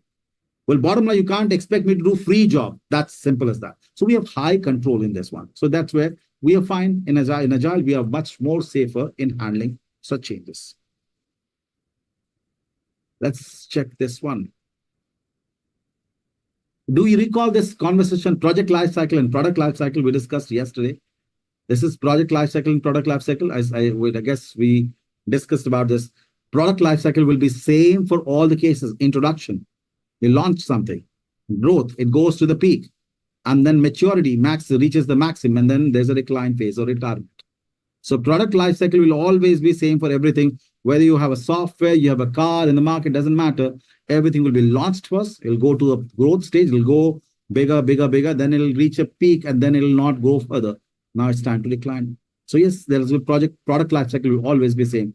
But while this product lifecycle is going on, there will be multiple projects done. And these projects could be done differently. I could be a predictive one. This could be done agile. This could be predictive, hybrid, agile. Do whatever you want. So project can be done any different way, and there will be different methods for doing a project in different. So project life cycle will be different depending on where you're doing the project.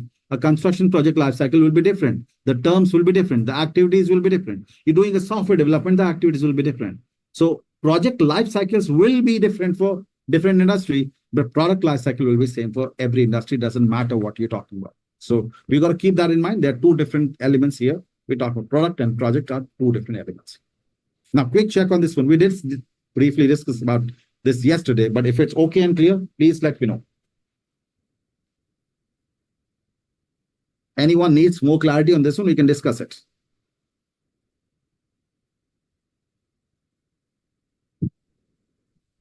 Okay, let's then move ahead. Okay. Have a look at this. What kind of life cycle are we talking about? Predictive or agile?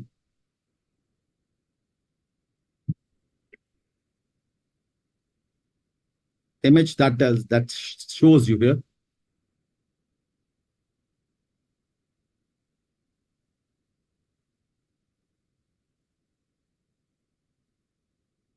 It's all predictive. Okay. There are a couple of questions here. First, Yusuf says, why do you have separate project and product? Because the roles are different, right? Like, so the roles are different. Project manager handles project.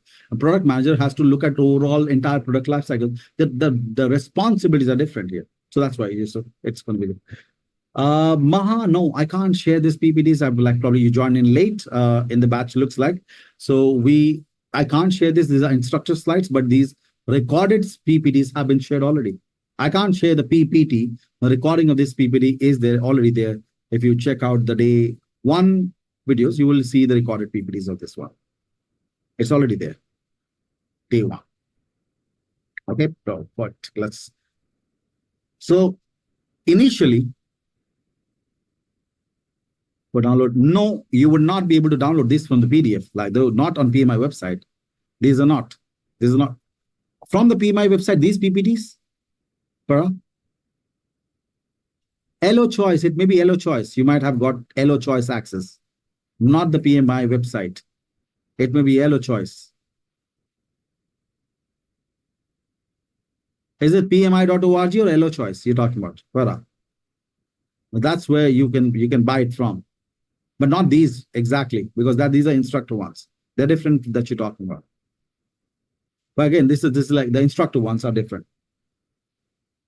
Okay, quick one. This is the predictive one. Before the agile concept came into picture, people will still delivering projects through predictive way. So here, like people would do a feasibility study. They will do the design, like look into the design. They will build the software. They'll test it, and then they will deploy the software. Finally, the project gets closed. So it's a predictive way of dealing with it. That's the old way because, well, globally, people have understood this kind of industry needs a change. You can't just work with a predictive mindset. So things got changed, and then agile came into picture, predictive. So wherever the software development, website development, and technically that kind of industries, where customer interaction, customer feedback is very important, they got to go ahead and make those changes. And they will be agile-based method. So we all know this method. I hope there's no need for explanation on this one. I hope it's clear to this one. Iteration, sprint, feed, backlog, we have seen the videos. Is it okay? Shall we proceed on this one? Yep, it's basic stuff.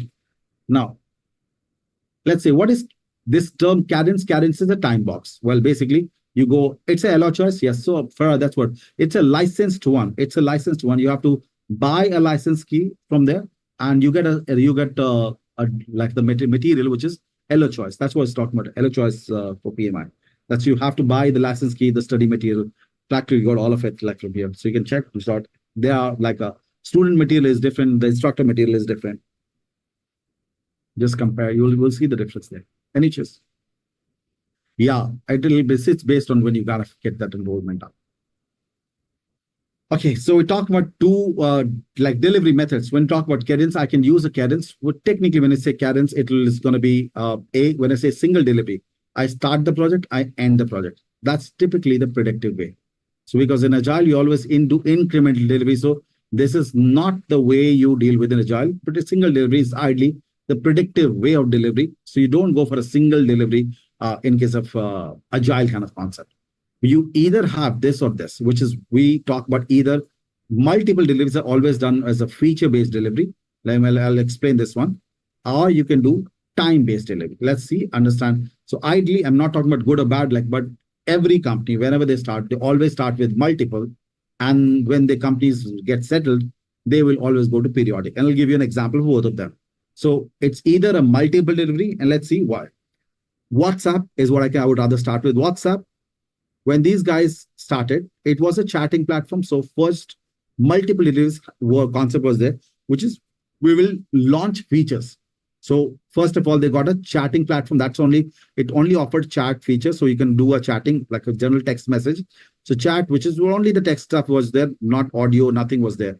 So this feature was developed and launched. People started using WhatsApp for messaging services.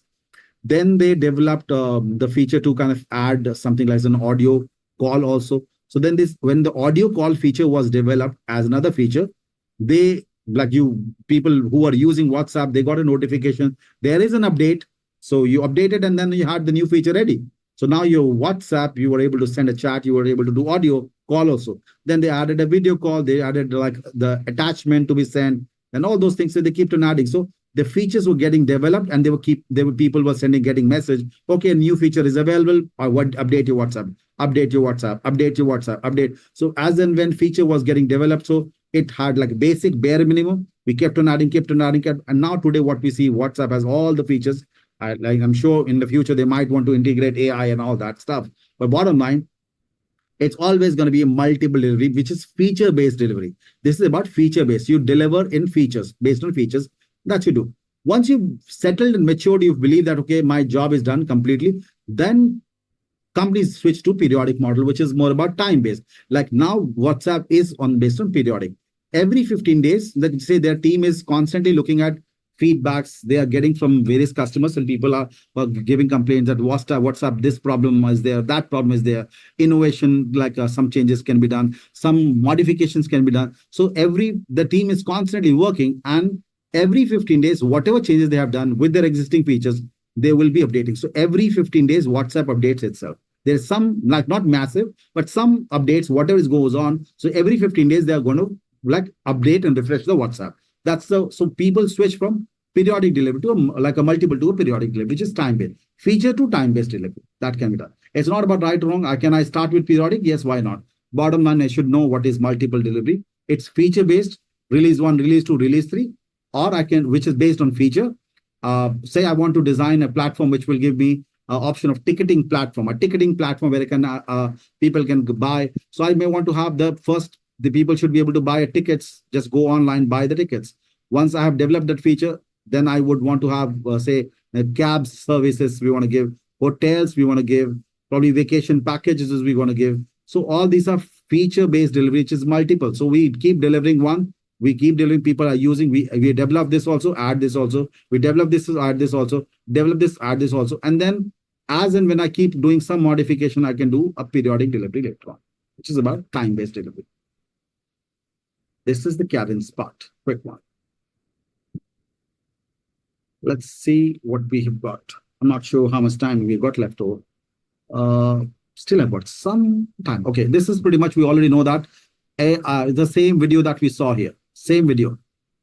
Are we okay with this, everyone? This is not a video, but pretty much what we already know. Just the screenshot, what you're seeing here. The video that we already know about how Agile works. Is it okay and clear? We have played that video, which will also come in the slides coming ahead of us. But for now, I have shared that video already. But that's the how Agile works, how the backlog is there, then you pull up the item and all that stuff. Same stuff. Okay, that's the quiz. Let's see the options here. We got options here to select from. And let's start with the first one. Let's call these variables, and let's call them A, B, C, and D, something like that.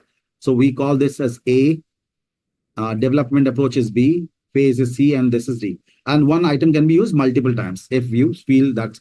So project professionals use a what? Dash method, which can be predictive or whatever. What is that?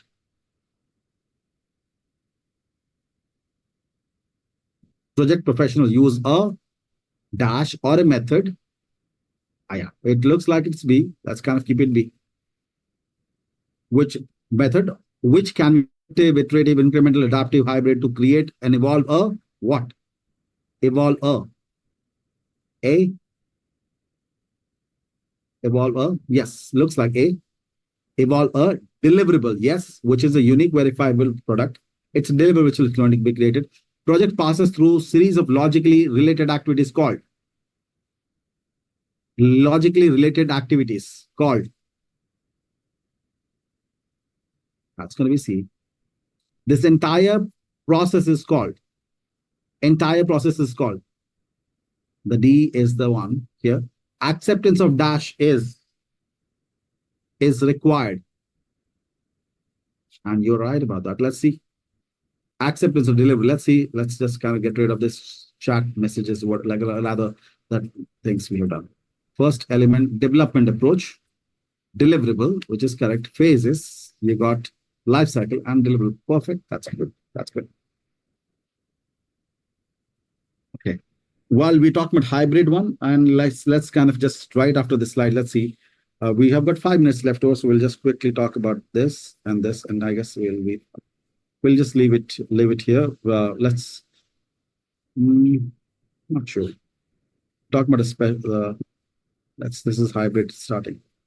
Let's leave it here. It doesn't matter. It doesn't make sense to kind of just for the sake of finishing it up. Let's do one thing. Let's, if it's okay with everyone, let's start tomorrow from this point, which is slide number 69. Let's not just, for the matter of fact, just kind of go in pushing it off. Let's couple more slides. It doesn't make sense. Well, okay. When would you discuss the answers for the chapter? I will share the answer keys. So once you completed the answer, once you have completed that chapter number 1, what I can do is I can share the answer key for our chapter number 1. I can share it today. So there's nothing to upload in the Google Drive today. Please keep this in mind. We all were working on the presentation, so nothing in the Google Drive. I will go back and yeah. So basically, I will be going back. I will be sharing the answer key for the lesson 1. Only the lessons. Yeah, recording will come there. So see, my Google Drive is different from the recording one. So recording will definitely come, but there's nothing for me to add because we had a presentation here only. But I will share by tomorrow. I will share the answer key for the lesson 1 questions if you've completed already. Answer key for lesson 1. Okay, perfect. Last answer could be development approach. No, acceptance of, Mr. Yusuf, acceptance of deliverable is required to complete it. So a deliverable, not development approach. Acceptance of what happens, deliverable approach. Acceptance criteria is for the deliverable, right? For the deliverable. Last one will be, okay? All right. So we'll start with slide number 69 tomorrow. We'll start from here because that's the hybrid part starts. Like it's a quick, less one. So tomorrow, by the way, we'll be getting into the more important section, which is about planning, because this is all about introduction, which is not too much. We got about 11 more slides left over to complete it. So we will be getting to planning part tomorrow, which is more important part. The real core element is the planning part. And that's all. It's the main element. That's going to take more time for even the training part also. That's it. This is nothing. You'll see it's getting over. So I guess that'll be all for today. But thank you, everyone. Please take good care of yourself and good night and please take care. Bye-bye. See you tomorrow.